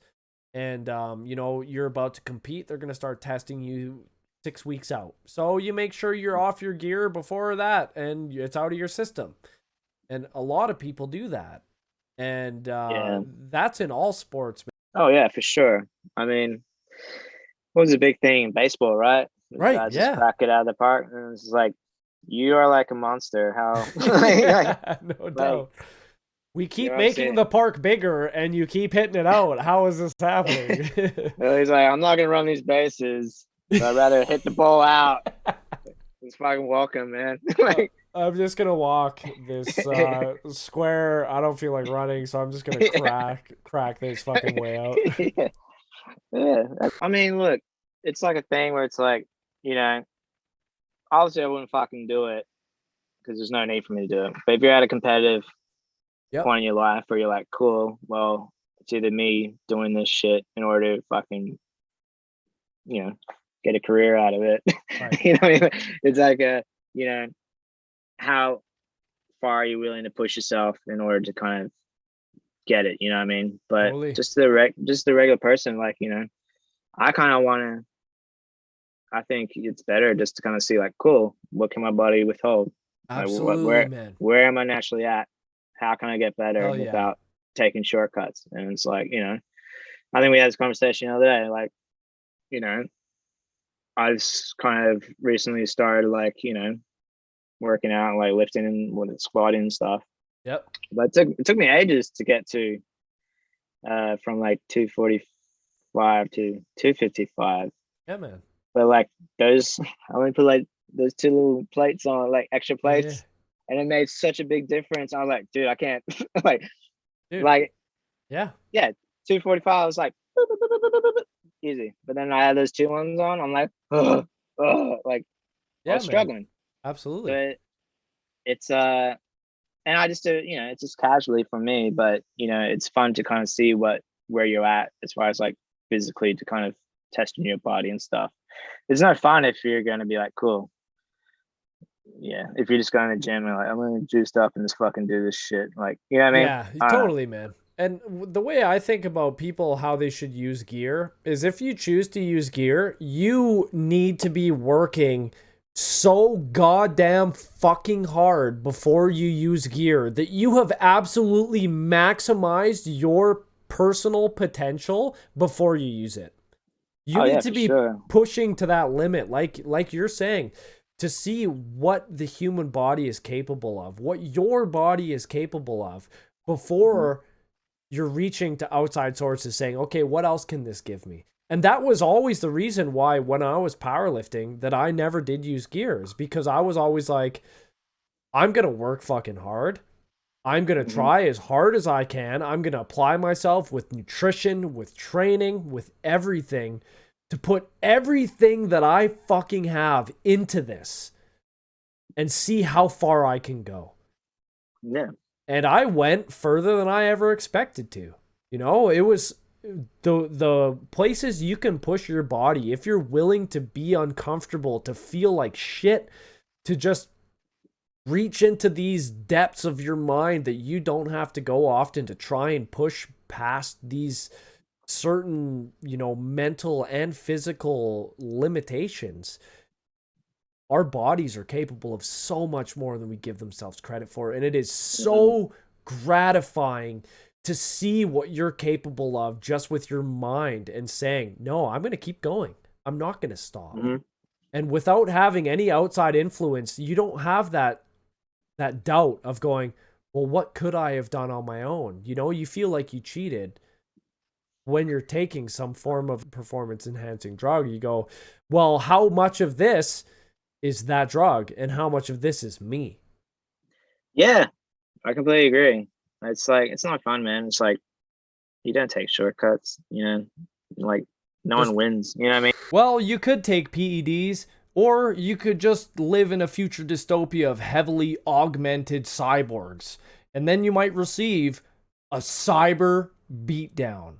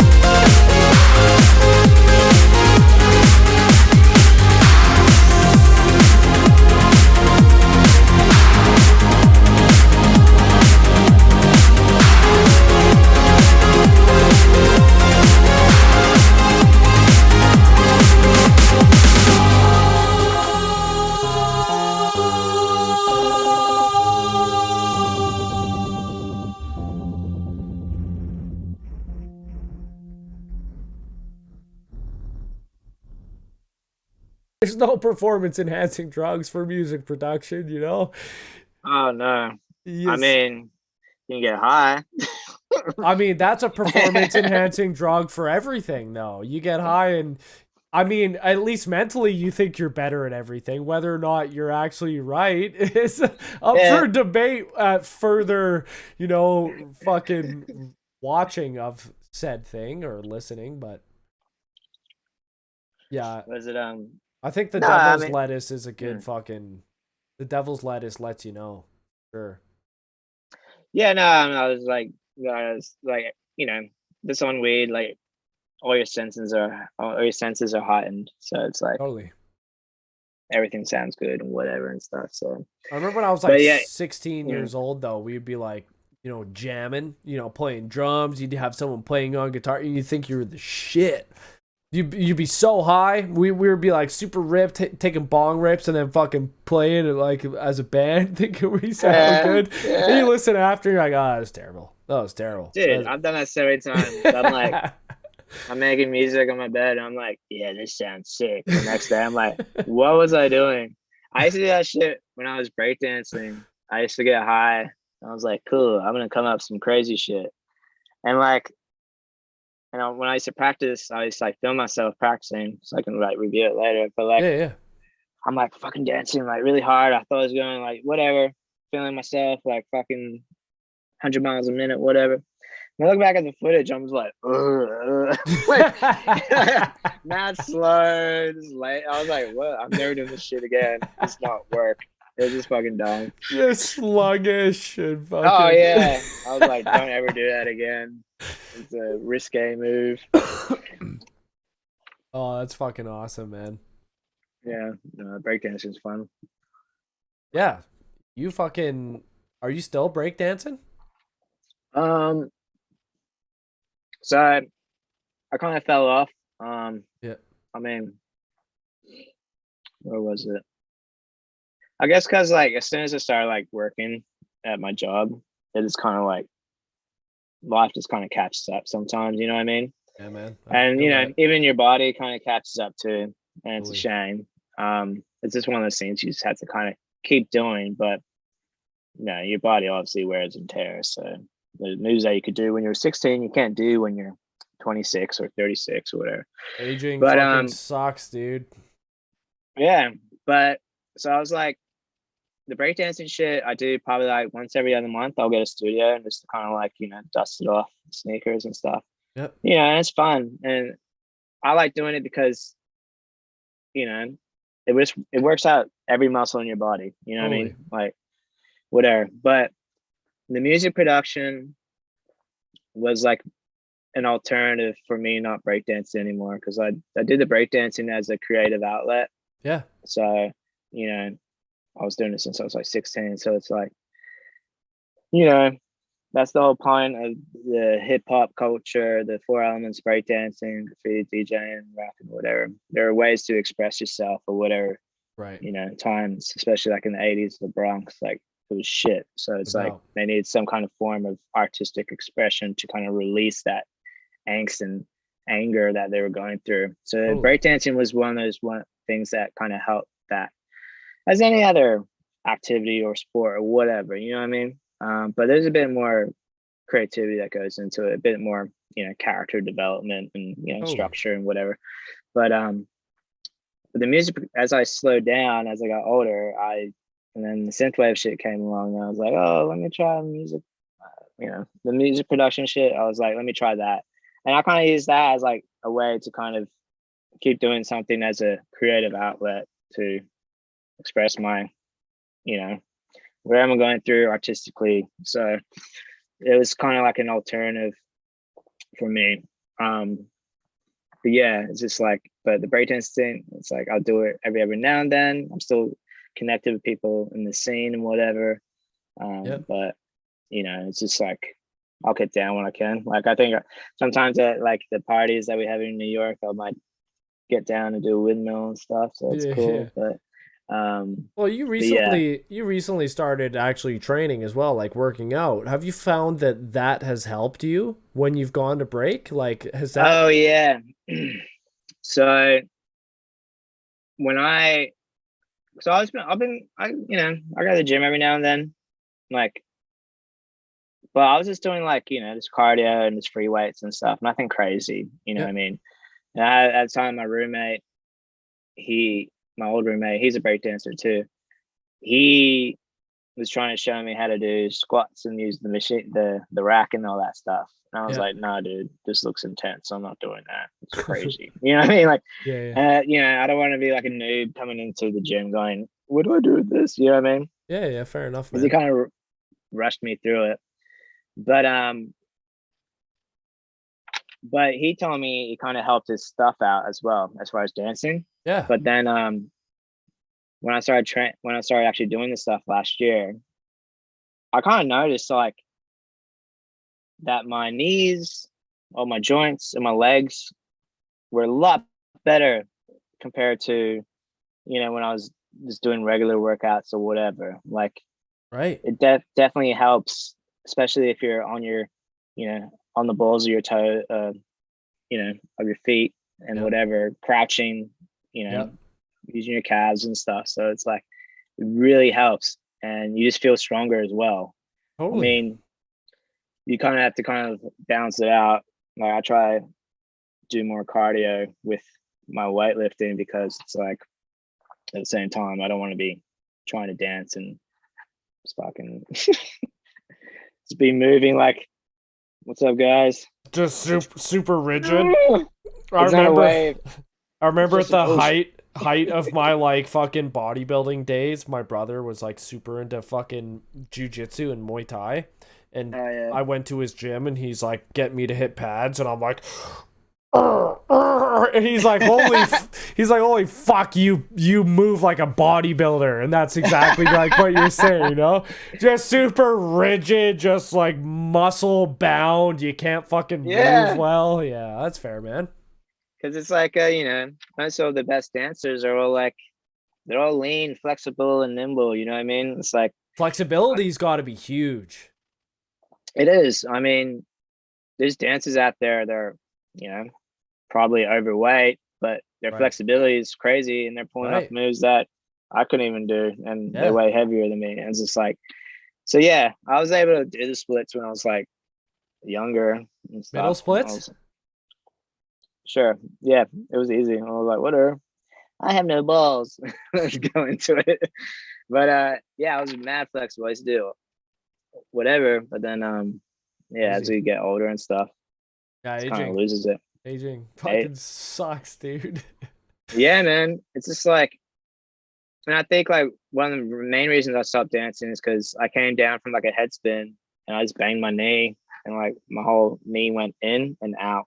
And I was like, yeah, I'm done with this stuff for a while, just because like, if I was 16, I just would have got up and walked away and was like, that was cool. And then like, and now, oh shit, that kind of sucked. And now you're like out for 6 weeks. Yeah, you're like, cool. I'm in America. Is my insurance going to cover this? Oh my God. Do I go to the hospital? I gotta take an Uber. No doubt, man. Hey, so you're originally from Australia?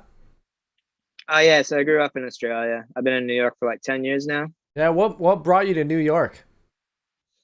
There's like a story behind it, but I just tell everyone like my career. So what's the story behind it? Give me the fucking story. Oh no. It's just like a bit personal. It involves a chick. Okay. It didn't work out. All right. But prior to that, like I already had friends in New York. Like I think I visited for the first time in 2009, and I got down with like a breakdance crew out here. Right. And then how did that even happen, dude? Like, how did you think to come to New York and get linked up with a breakdance crew? Like, what how the fuck did that happen? I don't know. So like when I was in Australia, I was doing breakdancing, obviously. Yeah. And then I worked on this TV show as a bit role player. Like, I was like in the TV series, but I wore like a fucking robot police outfit. Nice. And I was like kind of like a Power Ranger. But anyway, I made fucking pretty good money from that. So I was like, I'm gonna save this shit and I'm gonna fucking go to somewhere. Yeah. And then someone said to me, it was like, "Oh, you should go to New York. You would fucking love it." And I knew, like, because originally I was born in the States, and our family shit. moved to, yeah, our family moved to Australia in '92. Okay. So I was like 5 years old when we moved there. I spent my whole life growing up there. Yeah. But so I was like, yeah, I'm gonna go to New York. So I went to. I don't know shit about anything. I only had like $3,000, 4 grand, and I was Yeah. like, I'm moving to New York. I was 21, 22. Yeah. I got there, and it was this big fucking. I was like, yeah, this country's fucked. like, I was like, I worked because I was working in a movie theater in Australia, and I was getting like $25 in Australian dollar dues an hour, Yeah. working as a projectionist.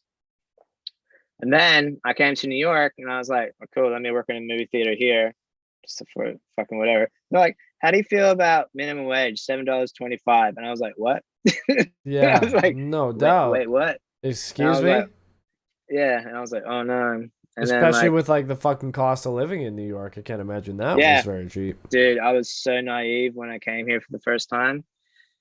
And then luckily I got like a return ticket, and I was like, let me just like ride it out for 4 months. Anyway, so I had like someone that I kind of knew here from a family friend, and then they introduced me to a bunch of friends that did breakdancing, and then the rest was kind of like cool. And they're like my friend, that they're like not just more like, I consider them family, because when you kind of have that kind of mateship with Totally. any kind of scene or collective that you're in, it goes a bit beyond that.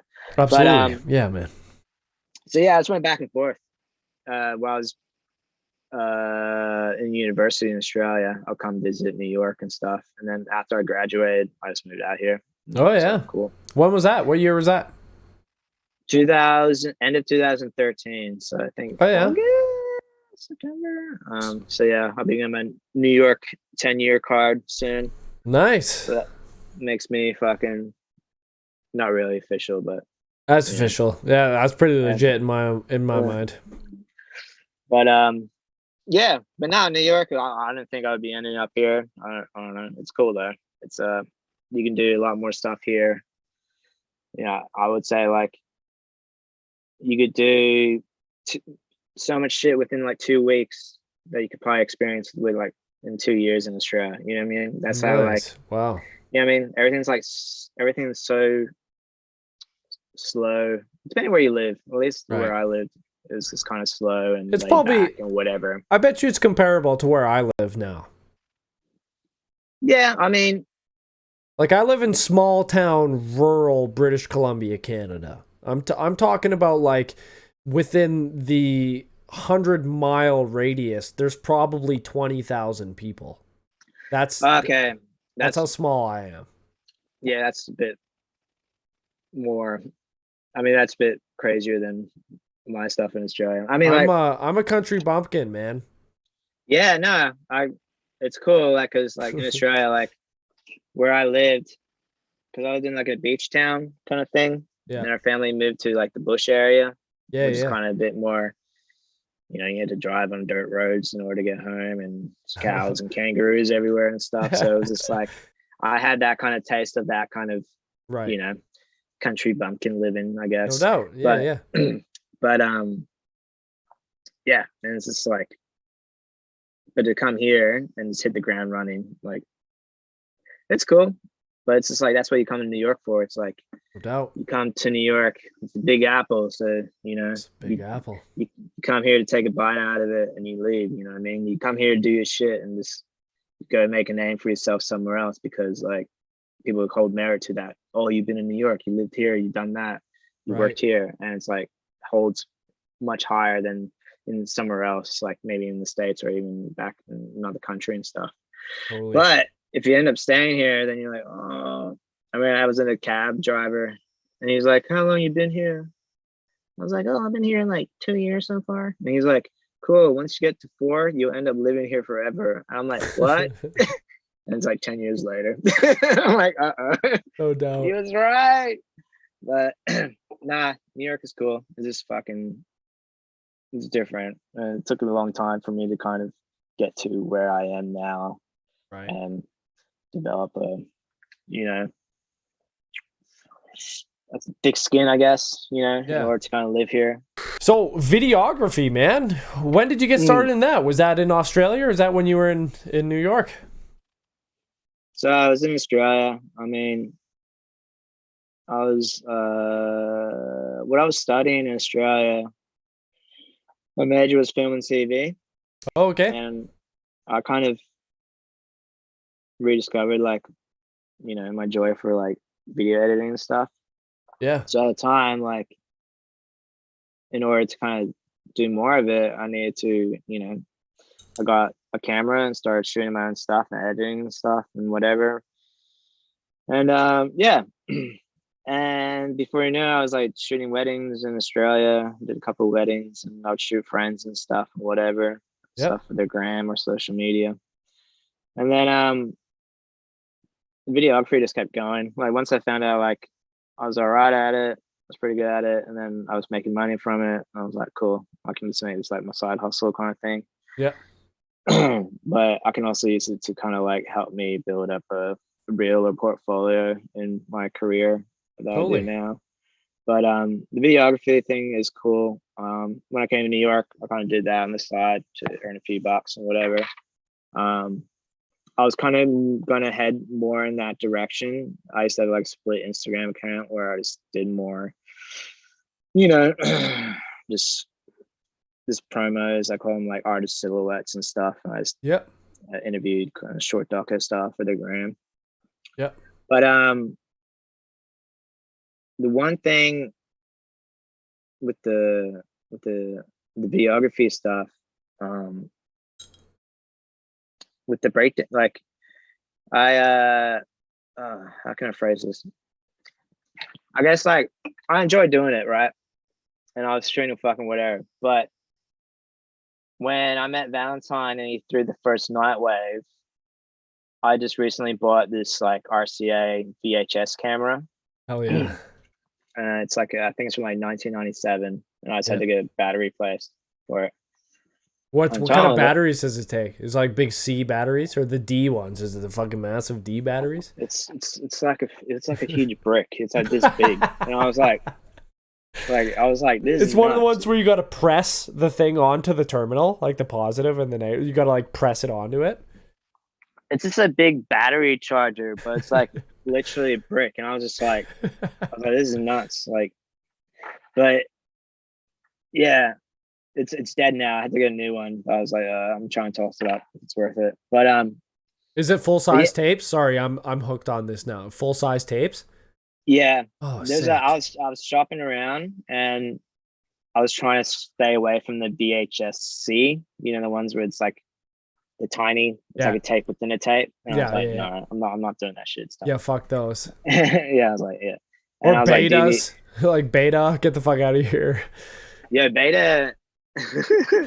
Yeah, beta tapes suck. Like I was researching them one day and how they failed because like their runtime is only like 60 minutes or some shit on the tape, so they're like this would never take off. And obviously it didn't. No, VHS won that fucking war. Yeah, I think they were better in quality, the beta tapes, but the VHS was still just as good, but probably but so I had this tape and I had a Valentine. I was like, yeah, man, do you want me to, you know, he was like, I'll do it for free, but can I shoot the Nightwave party? And he was like, yeah, man. So I took the camera out and it was fucking wild. And I was like, yeah. And that's when I started like enjoyed doing like party videography because it's just cool. It's just different. It's just like, it's more fun, you know, catching people like that. So how did you, tell me your first introduction to Valentine. Like, how did you get involved with Nightwave and even start recording the events there? Like, what was that introduction? So apparently, we always talk about this, like, with all us in the Nightwave crew, because, like, apparently we all saw Ghost in, like, 2017, I think. He played at Brooklyn Bazaar. We were all at the same show, but we didn't know each other then. But we're all in the same room at the same time, apparently. That's fucking cool, man. That's weird. Yeah. And then, like, you know, I went by myself and I met someone and they kind of knew some people and whatever. And like, whatever. So I stuck around, hung out with this guy. Because at the time, like, synthwave was still kind of, it's like, no one, well, when you do this, when you listen to synthwave shit, you think it's like you're the only one that knows about it. Right. Still to this day, like you think like, oh, no one listens to this shit. It's just me. Like it's such a niche genre that like you didn't think anyone would know about it. Yeah, when people ask what kind of music you listen to, you're like synthwave. They're like, what?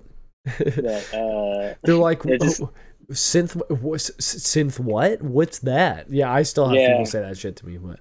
Yeah, and then it's like, then you have to explain it. You're like, ugh. Oh, do you know the feelings that you get when you think about the times when you were a child? How are they gonna do that? The meme of the kids like, when you won. Oh yeah. You know when I went when you. That's explaining synthwave. But yeah, this sucks. I'm going. But yeah, it's cool to kind of see people that also listen to the same music. Anyway, so like down the road, Human Music came around. Now I don't know if you heard about this Human Music Festival. So it was the first synthwave festival in America. What was it called? Human Music. Oh, okay. No, I'm not familiar. Yeah, I mean, it's kind of crazy to think about it now because like, if I gotta find you the poster of it, that Tremblade actually did, Stranger did. Yeah, fuck yeah. And the lineup is crazy. Like you would never find that today again. Yeah. Like there was Ghost, Dance with the Dead, Magic Sword, they had Dead Astronauts, they had Betamax, they had shit. I think Arcade High at the time. I don't know. It was just a fuckload of artists, and you're like, wow, they're all playing here. What year was this? 2017, I think. Okay. And then they did Human Music 2019, I think, year afterwards, or either 18 or 2019. So anyway, so I was there, and my friend at the time was like, "Oh man, there's this party going on in Brooklyn, that we should go to, and it's gonna be a synthwave party." And I was like, "Oh shit!" And I followed on the gram or whatever. Yeah. Just started liking all that shit. And then I was at the Human Music Festival, and this guy comes up to me. He's like, "Hey, are you this guy from Grant on the Instagram?" I was like, "Yeah, man, that's me." And he's like, "Oh, I'm Valentine. I run the party. You follow my page." I was like, "Oh shit, that's sick, man." So we got connecting through that way. Rad.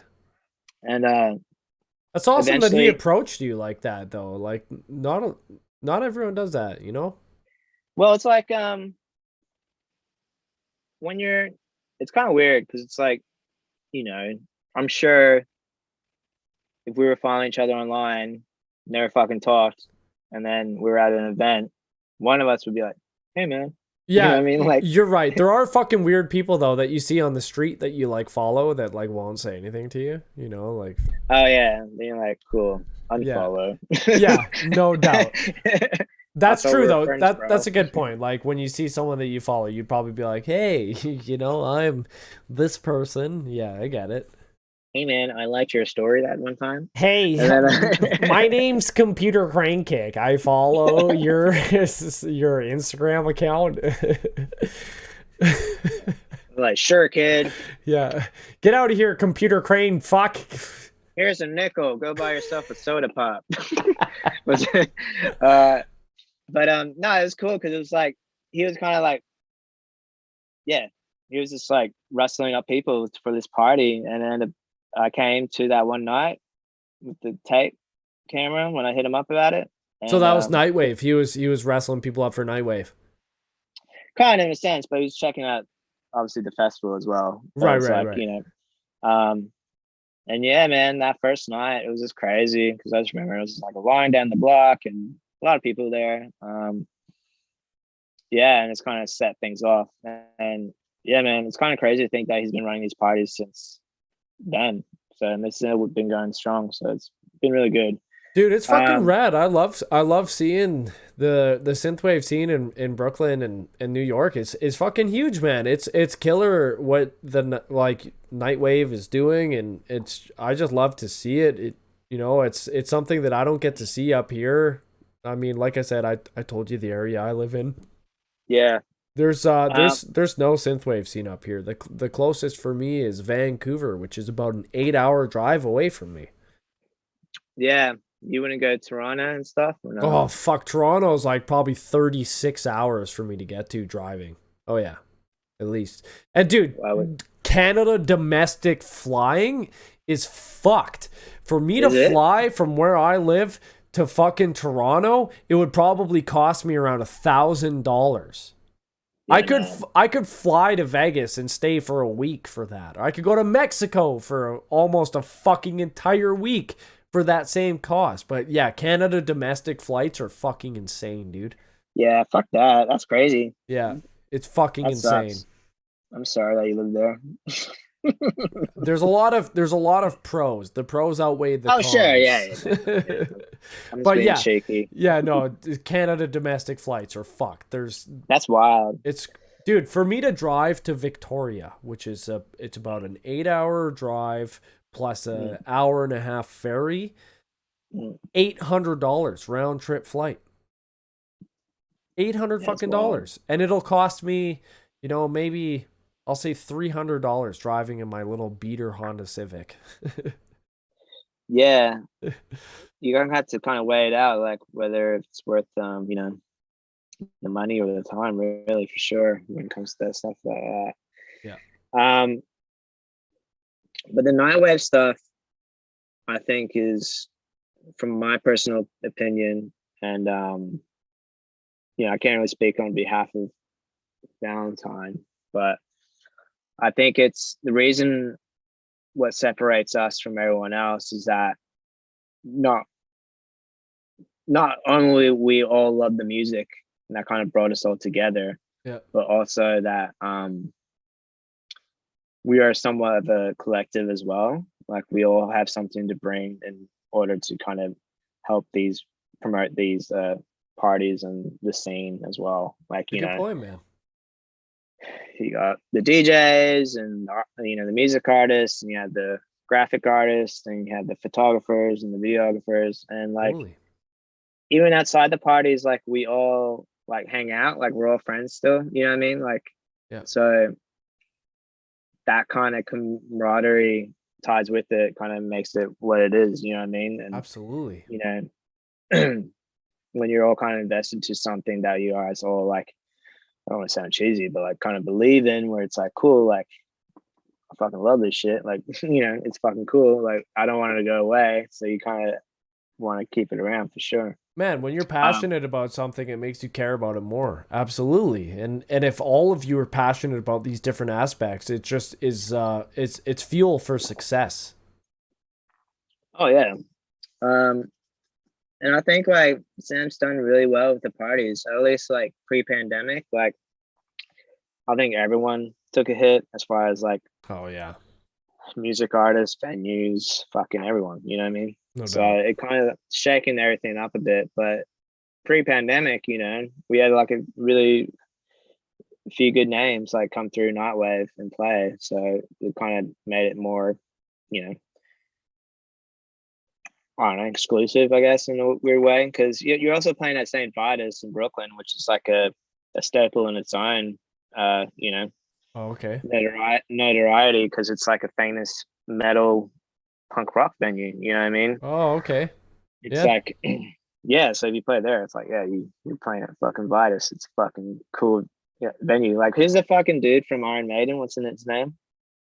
Oh, fuck, I don't know, man. I like Iron Maiden. I don't know any of their names. Oh, it's the lead singer from Iron Maiden. I can't think of the top of my head. Let's find out. Let's find out, man. Okay. Iron Maiden. Mike? Iron Maiden is a torture device. No, I'm just kidding. It doesn't say that. I pulled up the band right away. Steve Harris, Dave Murray, Adrian Smith, Bruce Dickinson. Bruce Dickinson, that's the one. That's the one? So, yeah, that one sounds very familiar. So one time I came to Nightwave, and it's pretty funny. I'm gonna cop shit for this, but I don't care. I mean, if anyone listens to it, like, I don't give a fuck. I don't like metal that way, so I don't even care. There's not many people that listen to this, but Oh, that's cool. It doesn't matter. He just needs one person like, this guy's an asshole. who the fuck is this Cobra Wipeout? You know who Bruce Dickinson is? And I'm like, all right, man. Well, this story's gonna get worse because when we're at Vitus, Nightwave was about to go on, and there's like a pre-thing happening in the room, like in the stage area, and there's some dude on stage like signing books and stuff. And I'm like, A book signing. Yeah, and I was like, who's this fucking asshole who's taking up our time for the party? Yeah. I'm like, don't you know who that is? That's Bruce Dickinson. I was like, oh. Oh, him. Yeah, I was like, and who's that? And Yeah. like, Iron Maiden? And I was like, cool. Yeah.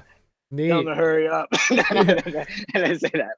I was just like, I was so naive and just didn't think of his head. But like, you know, Vitus kind of holds that kind of staple for bringing big names and like that. And No doubt. a lot of famous metal or rock dudes would just hang out in the club sometimes, or used to like swing by, I think. You know what I mean? So it's cool. It's cool. It's a cool venue in its own way. So it's like, yeah. If you want to play in New York, you want to play at St. Vitus at Nightwave. You know what I mean? So where was San Junipero last night? Was that at St. Vitus? So San Junipero last night. Or was that Szymanski?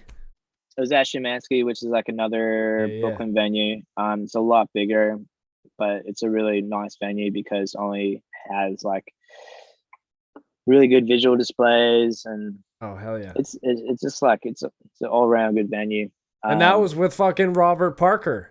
Robert Parker, he's really cool. He played last night. How was that? It was a really good turnout. It was a really good vibe. Oh yeah, man. And he was in his element. It was fun.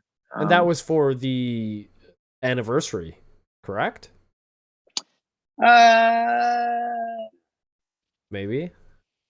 I don't know. I don't allegedly. Know. It could have been. I'm not entirely sure. I forgot when San Junipero started, but I don't know. But yeah, it was just a good time. Yeah, everyone seemed to have fun. There's a lot of people in the building that came through as well. I think nice, because there was a synthwave show that was happening prior to this event. Oh, hell yeah, that's good timing. Yeah, who was playing? It was Bunny X, Diamond Field, Parlor Magic, and Power Rob or something. Oh yeah, Misanthropics, Power Rob, and yeah. Misanthropics. That's Power Rob's part of my. Oh no, sorry, Misanthropics. He's from Brazil, isn't he? Yeah, that's sorry, I'm not thinking. Sorry. Okay. Power Rob. Power Nerd. No. Power Nerd's from somewhere else too. Not Misanthropics. Fuck. I can't remember his name now. It's not. They go by a certain name too. Power Rob and someone else, right? You come on, help me out here. You got this. I believe in you. I don't want to talk about my one. But yeah, Megatronics. Come on, that's close. Yes. That's close. Misanthropics, Megatronics. Come on, you get it. You get it. I'll let you pass this on. yeah. Give me this one. And Bunny X and shit. That was also at Szymanski. No, so they played at a different venue. They had their own show going on. So we tried to squeeze in all we could at that time. So we went and saw that show and then dipped out to Szymanski afterwards. Nice. So it was cool. Starcadian was in the building, so that's pretty cool. Oh, sick. Which building was Starcadian in? It was at both. We came to the other show and then to Szymanski. Yeah, I'm a big Starcadian fan. Oh, he's great. And then yeah, and there's a few people from Night Ride FM were there and stuff. Oh, right. Oh yeah, Jules. I saw Jules. Yeah. Jules came down for that. Jules is a rad dude. He seems super nice. So yeah, it was like my first time meeting him. He was really nice, very cool. Rad. But yeah, it seemed like a really good turnout for both events, and it was really good. And yeah, Mark Parker was great. It's really good retro night. But yeah, that's what I'm feeling kind of a bit all over the place. I'm still hungover, but yeah. How you feeling now? You got round 2 of fucking Nightwave tonight. Yeah, I had to kind of behave. I got stuff to do tomorrow. It's just bad timing, so I'll try not to go hard tonight. But How do you that think shall you're be gonna good. do? All right. Right? I'm a man. You're No, I'm not. now you're a man. A man.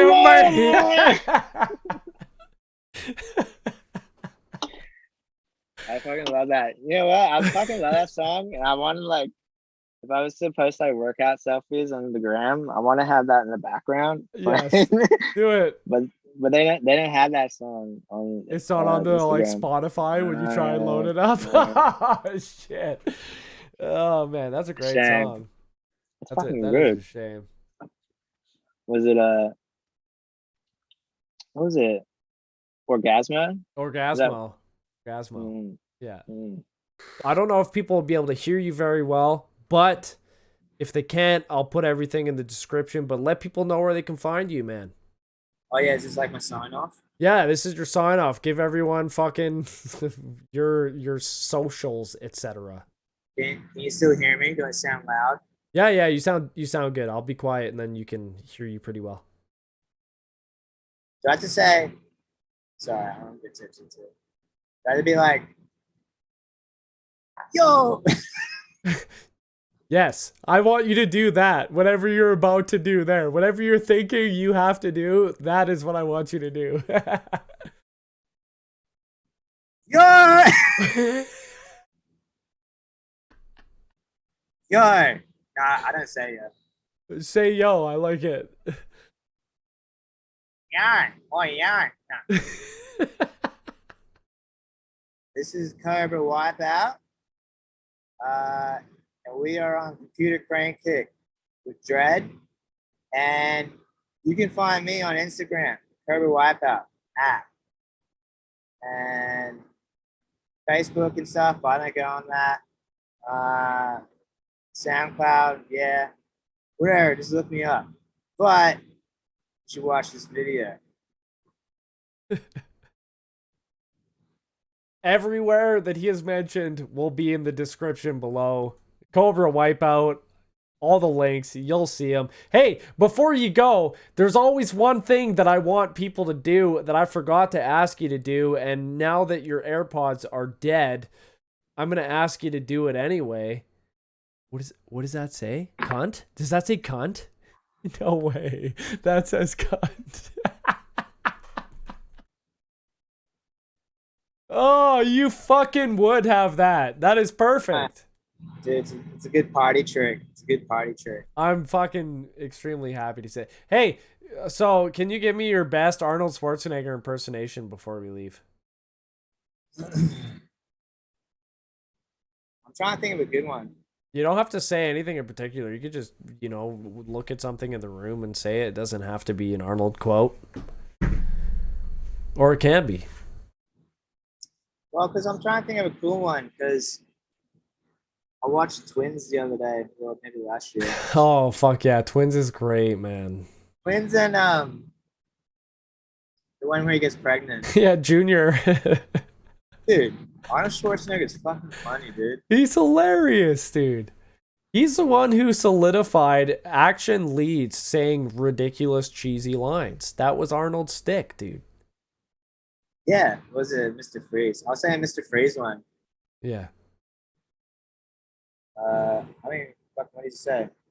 Why did all the dinosaurs die? Is that what he said in the movie? Yeah, then he comes the Ice Age. Oh, that's bad. That one's really bad. That's just the one I thought of. You I just got like the one this. where it's like, chill out. Oh yeah. Everybody, chill. Hey, you have to do one. I keep fucking taking them over. You know what's a fucking good one? True Lies. Oh, dude, one of my favorite Arnold movies. Tom Arnold in that movie is so good too, man. Tom Arnold, whatever happened to him. Is he still alive? I think so, but all those guys get washed up, so I think they like really shitty movies. Okay, what's the line? True Lies. Trying to fucking think. Trying to think of a line from True Lies too. Oh, Running Man. Yep, also a fucking fantastic movie. Dude, he's making so many good movies. There's a line from True Lies that I like when he smashes the window, and Tom, I can't remember what's happening. Tom Arnold's trying to cheer him up, and he just smashes. Oh no, he smashes the window. And he says, "Give me the goddamn page." But that's the line I was thinking of. I think he's trying to cheer him up because he's like, "Oh yeah, people get cheated on all the time." He's like telling him how cheating is normal, and he's like, "Stop cheering me up." Oh fuck. Jingle All the Way. Also a great Arnold movie. It's turbo time. That's all I got. I can't. Is that Jingle All the Way or is that Last Action Hero? It's the Turbo Doll, Turbo Man. Oh, okay. I can't remember if that's Jingle All the Way or yeah, that's right. Jingle All the Way. He's trying to find the toy for the kid, right? Yeah, I like doing just the Arnold sounds. He's like, man, one of my favorites is Arnold's Pizza Shop. Did you ever hear that? It's like a YouTube video that's from like the early 2000s. It's like OG YouTube video, dude. It's so like fucking funny. Someone rings in. Yeah, but it's someone doing an actual legitimate Arnold impersonation. It's not a soundboard. He's doing an actual impersonation. He's like, "Hello, this is Arnold's Pizza Shop." It's so fucking funny, man. You got to look it up after this. I'm not gonna say the whole thing, but he talks about like all the pizzas come with pepperoni and 9mm bullets. Exactly. That's pretty fucking funny. It depends how you are. The bullets may come in a gun or they might come in the pizza. It's good shit, man. Is it do you like Duke Nukem? Oh, I fucking love Duke Nukem. You know Chris sent Destroyer sent me the link, but they're making a live action. No way. Who's the lead? I don't know, but they had the Cobra Kai guys behind it. Oh yeah, okay. Fuck yeah. So, should be. Damn, that's the most Canadian I ever heard you. What the fuck yeah? You're like, oh yeah, okay. Fuck it. I was like, whoa, it's Canadian. Oh yeah, okay there, bud. Okay, bud. Fuck yeah. Was it So yeah, that is getting done by the guy from Cobra Kai. So it should be fucking pretty good because they did pretty good with Cobra Kai, I think. Come get some. And then balls of steel, balls of steel. And they're doing a Twisted Metal series. No way. A fucking TV series? Yeah, and Will Arnett is the voice, and they have some wrestler actually acting as the Sweet Tooth. So many Duke Nukem quotes are just ripped from other movies. Yeah, like was it They Live? Yeah, that was the first one I looked up. It's time to kick ass and chew bubble gum. Yeah, it's first rip off of fucking Roddy Piper. Yeah.